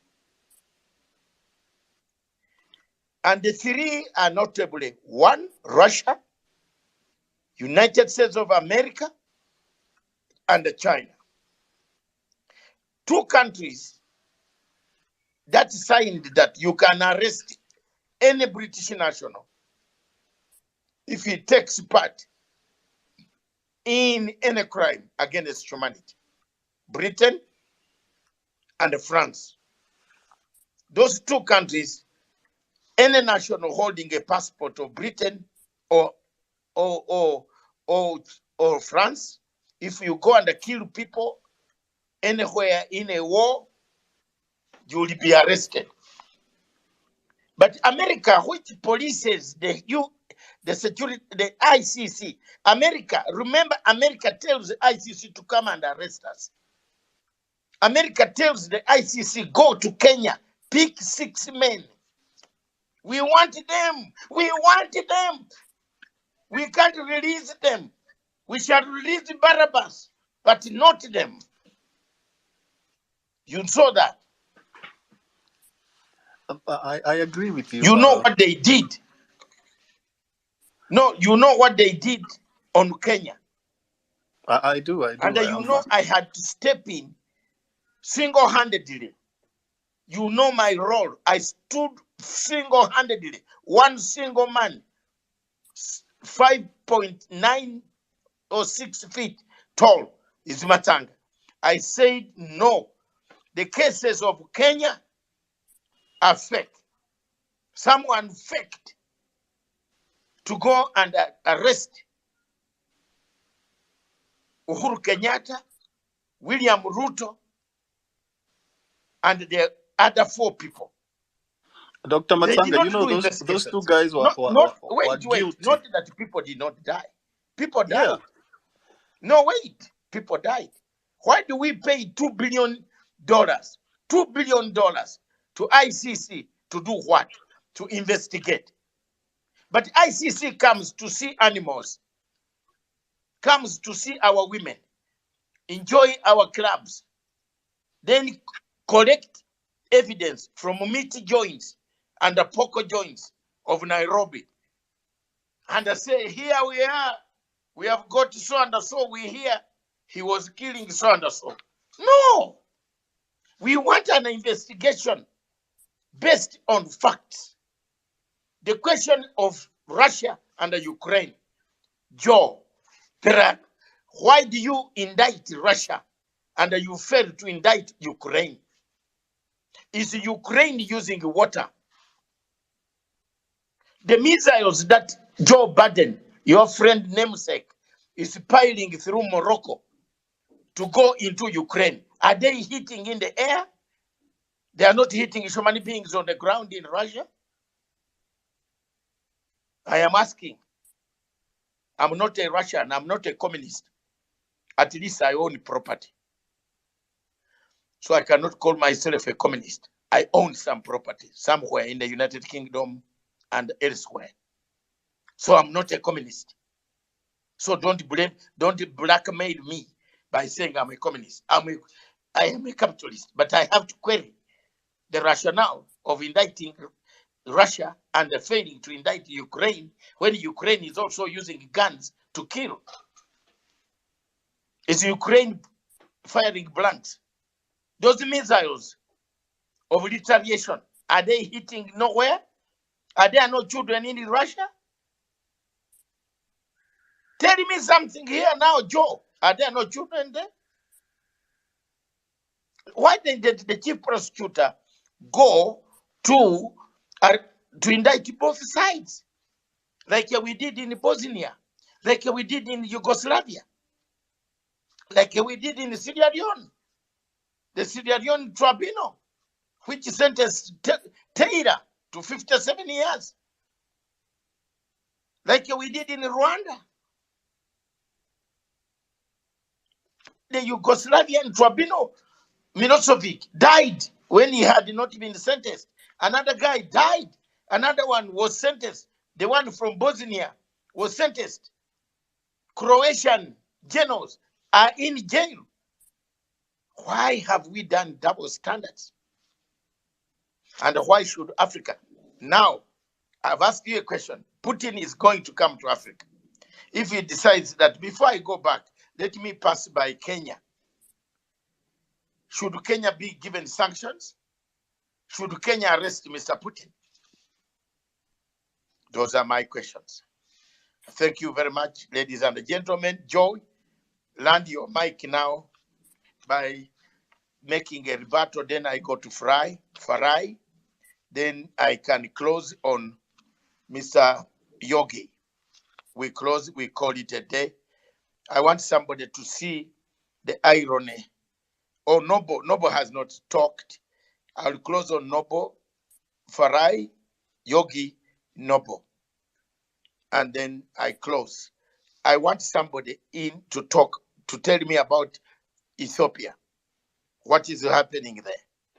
Two prosecutors sent two people to find out. Why is he not publishing the report publicly? Why is he giving the United States report first for them to read and make a conclusion that Ethiopian government did this? Give us the report. It's our tax. We are the people who paid for those guys to go to Ethiopia. That is what I'm talking about. Farai.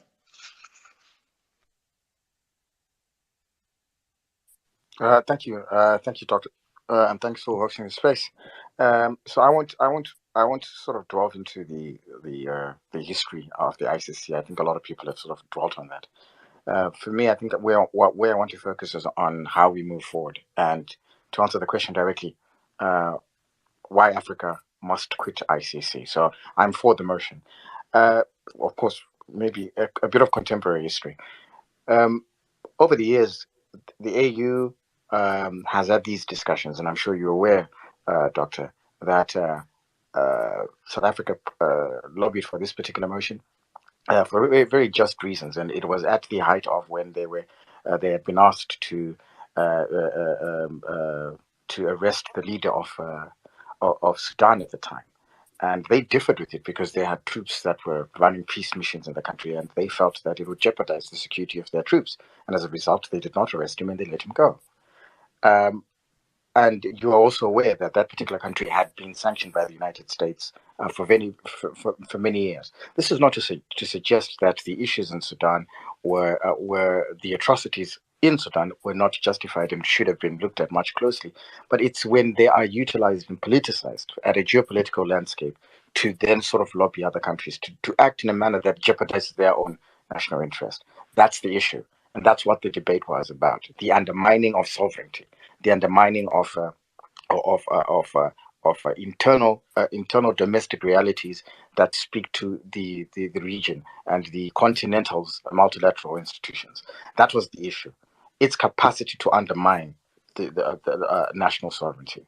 And in recent times, we've seen in the declaration of, so for example, people used to argue that America is not a country that should be included in the debate of ICC purely because they have not ratified their agreement. Well, there we have it.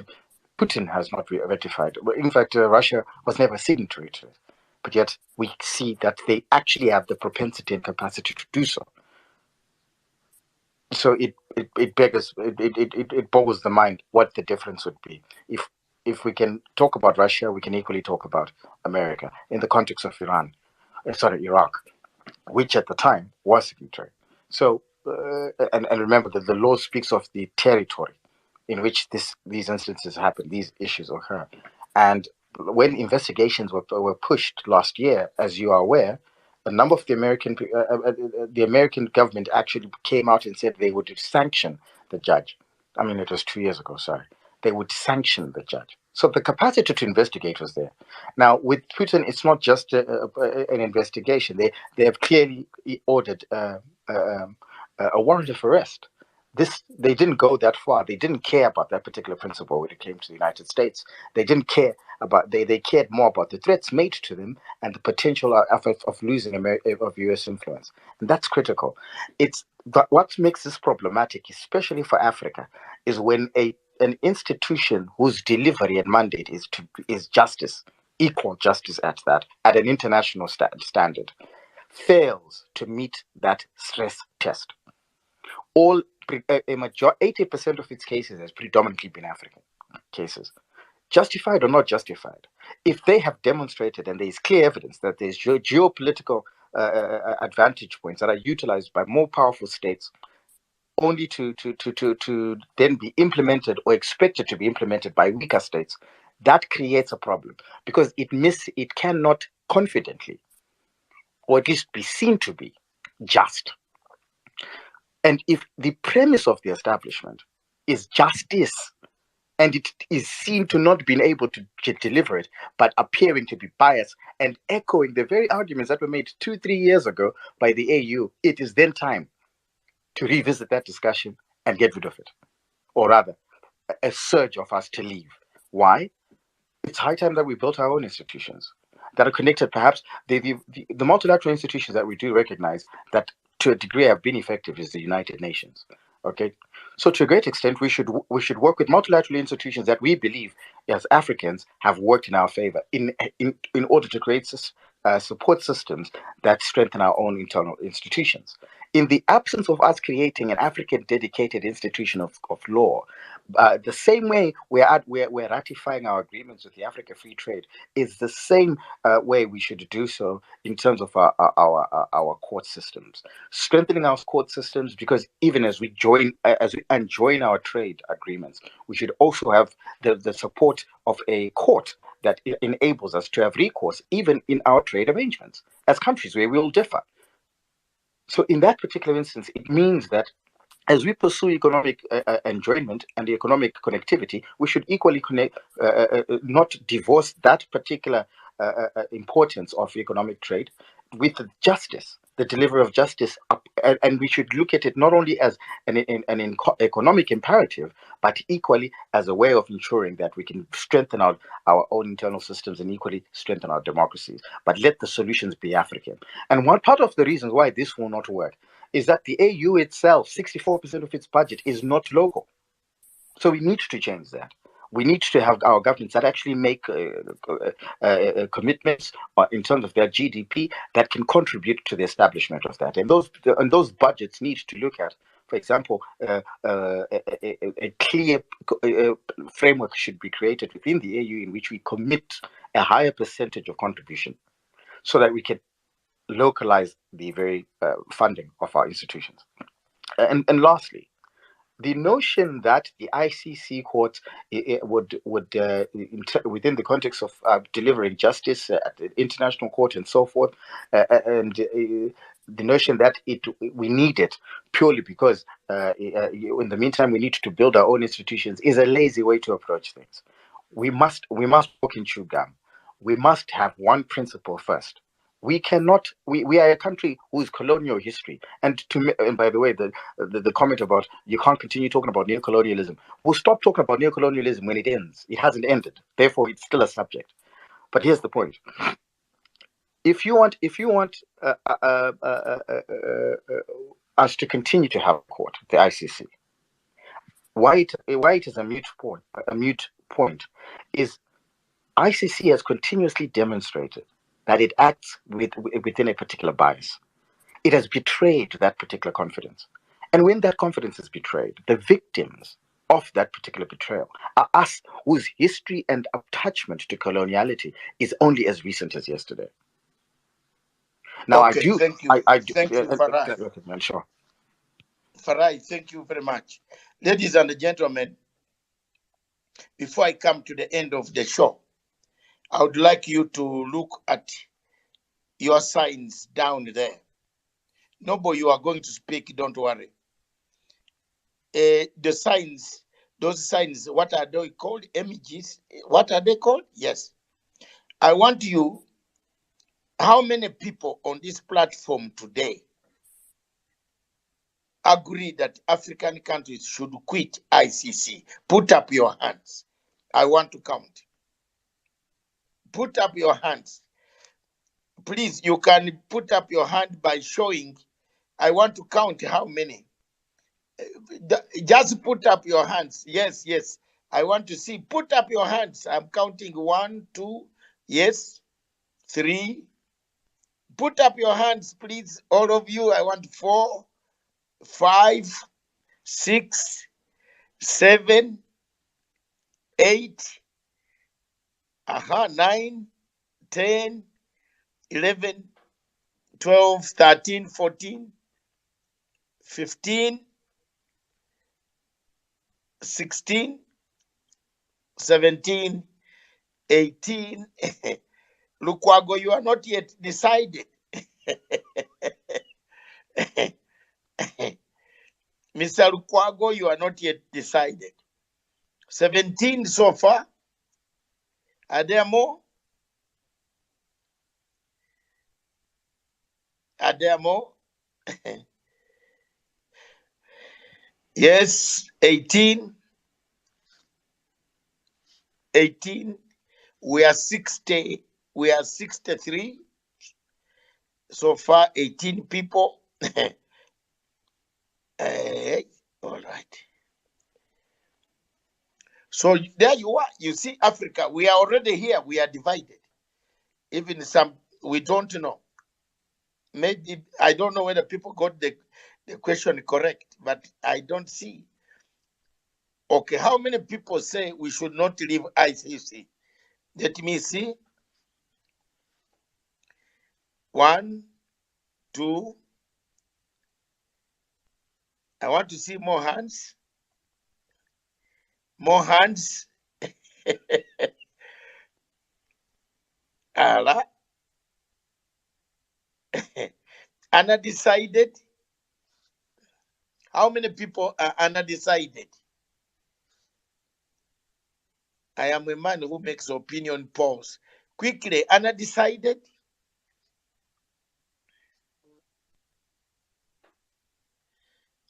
And how many people don't know anything? Okay, thank you very much, ladies and gentlemen. Our last speaker will be Noble. Just make it 1 minute. Then I would like to request the radio station. Where has it gone? It has disappeared. Jesus Christ. The radio punchline, you disappeared in my absence. Lukwago, you disappeared. I've sent you the speaker now. Yes, Noble, make your last comments, please. Very good afternoon from yes, me, go ahead. Dr. Masanga. I greet all our brothers in this space. I've not spoken for the first time, but I will just make my speech very brief. Doctor, I think I will send you a document. Two it is I discovered just yesterday. One is the 11 agreement the 14 colonized Francophone leaders in Africa signed with France, that made African countries not to have up to 15% economical rights over their countries. And military-wise, they have no power of their own without taking permission from France, including buying arms from other countries without permission from France. So I will send the document, the 11 agreement they signed, which made French colonized countries in Africa the worst country to ever stay in. That's one. There's another thing I discovered yesterday from a Kenyan lawyer. And I think it's in the national newspaper. He wrote an article how families that were involved in drug in Kenya were tried to be extradited to America for prosecution, but they were blocked. Now UK has to come in, and the same thing that happened to Nnamdi Kanu is what happened to these people in Kenya. So they have used Kenya as a ground for taking people, and that is why UK could not talk about the issue of Nnamdi Kanu, who is their citizen, who came to Kenya with the British passport, and they could not do anything because they are already complicit in the same system. And that case is still on. The lawyer was asking, why should Britain do that without proper application of to extradite them to UK and to US for prosecution. So having said that, I am of opinion that Africa should quit ICC, but like our sister Anita said, our leaders don't obey their own court. I think it's only South Africa that have observed that their leaders obey the court and they respect the people's decision. But other African countries, they don't obey. They don't respect their own people's voices. They don't respect their laws. So my people, I would suggest that if Africa is going to quit ICC, what is the plan on the ground that there would be a kind of a replica of a court in Africa that would be able to curtail the excesses of our leaders? We have seen even the recent events in Nigeria. The INEC pronounced elected president of Nigeria, Tinubu, who is now the man that engineered the killing of the NSAS youth protests in Lekki Gate in Nigeria last year or last 2 years now. And this recent election that everybody have seen how he engineered to kill the Biafrans, the Igbos living in Lagos, if they vote for Labour Party. And you go to the polling booth, the polling station, they ask you if you are not going to vote APC, then turn back and go. And as you're going, they are beating you. And I'm asking, how will such a person become a leader when he has already indicated where he's going? That is one. Two, I remember that we have regional courts, like ECOWAS court, which even sat on the issue of Mazi Nnamdi Kanu, and they acquitted Mazi Nnamdi Kanu. Nigerian Appeal Court and High Court acquitted Nnamdi Kanu, yet they still detained him.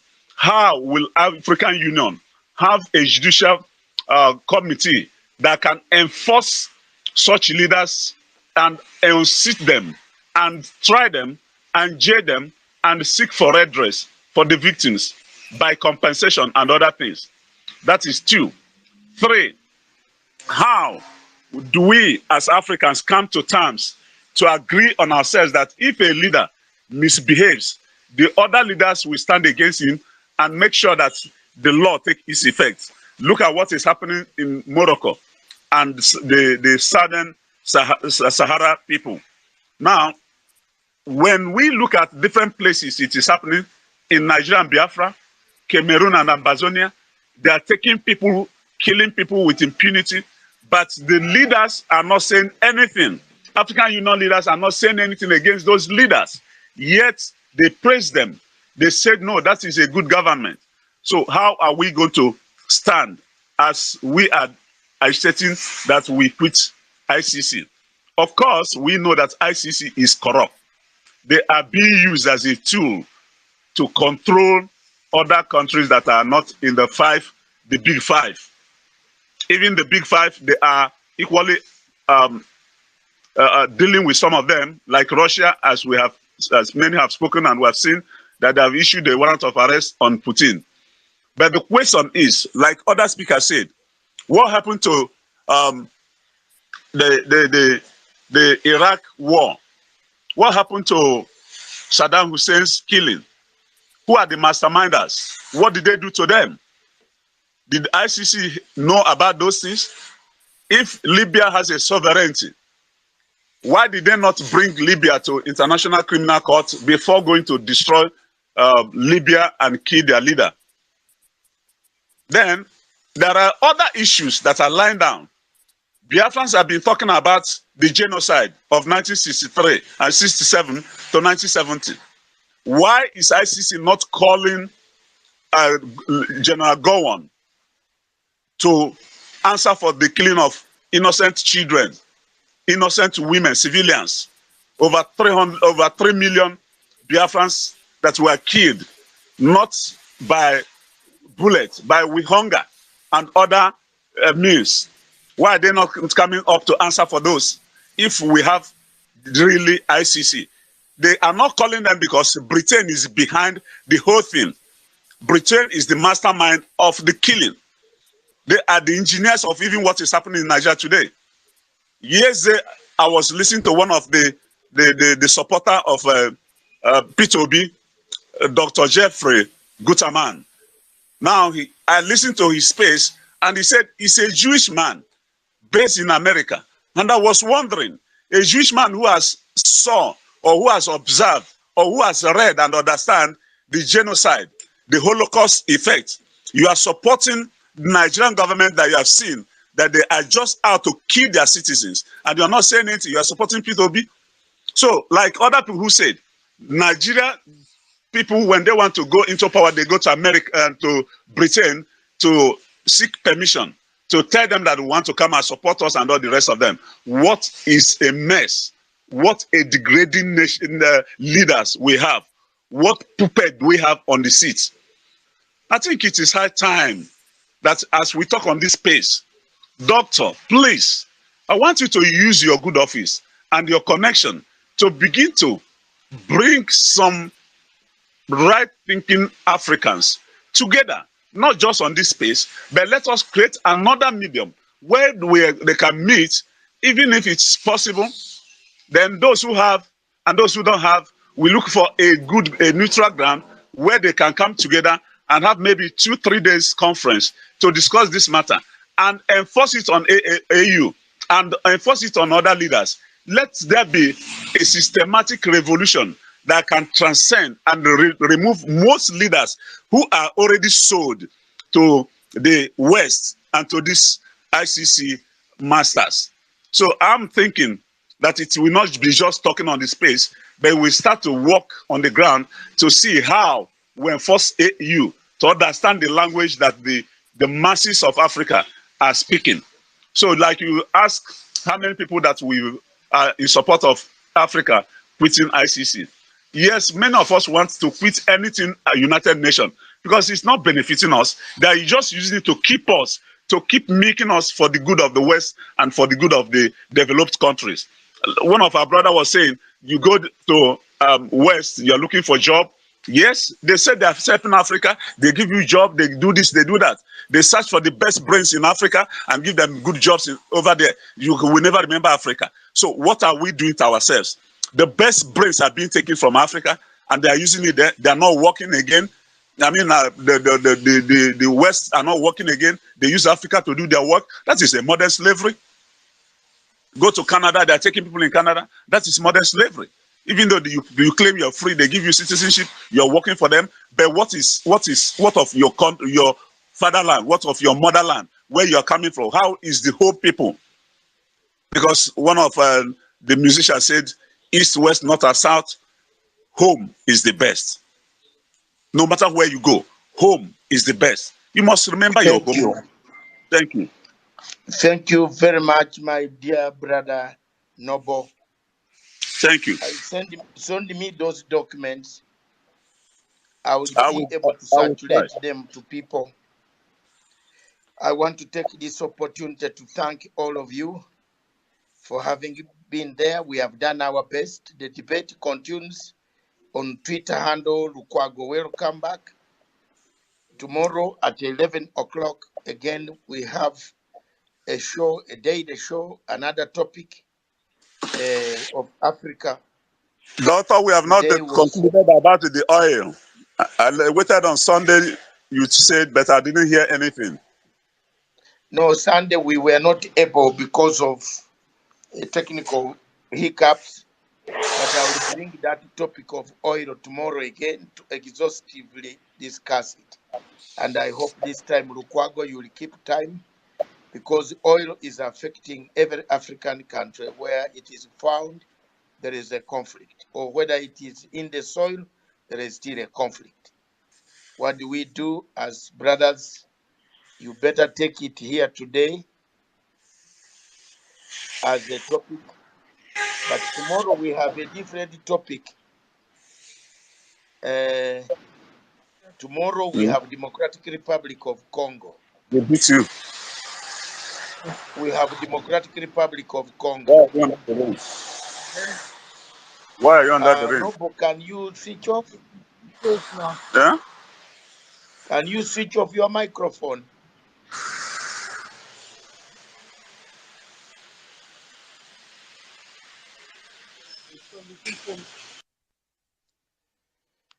Okay. Thank you very much.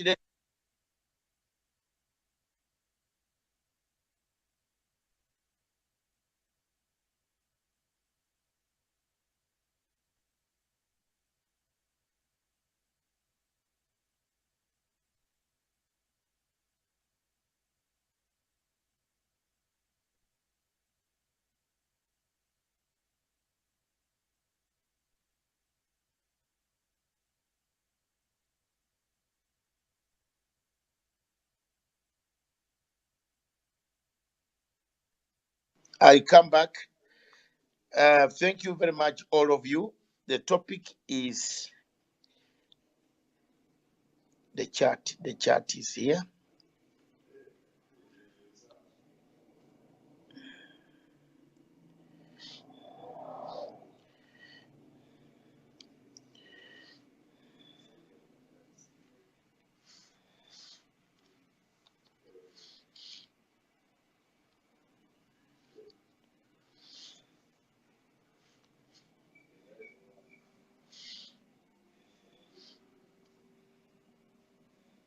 It is on Congo.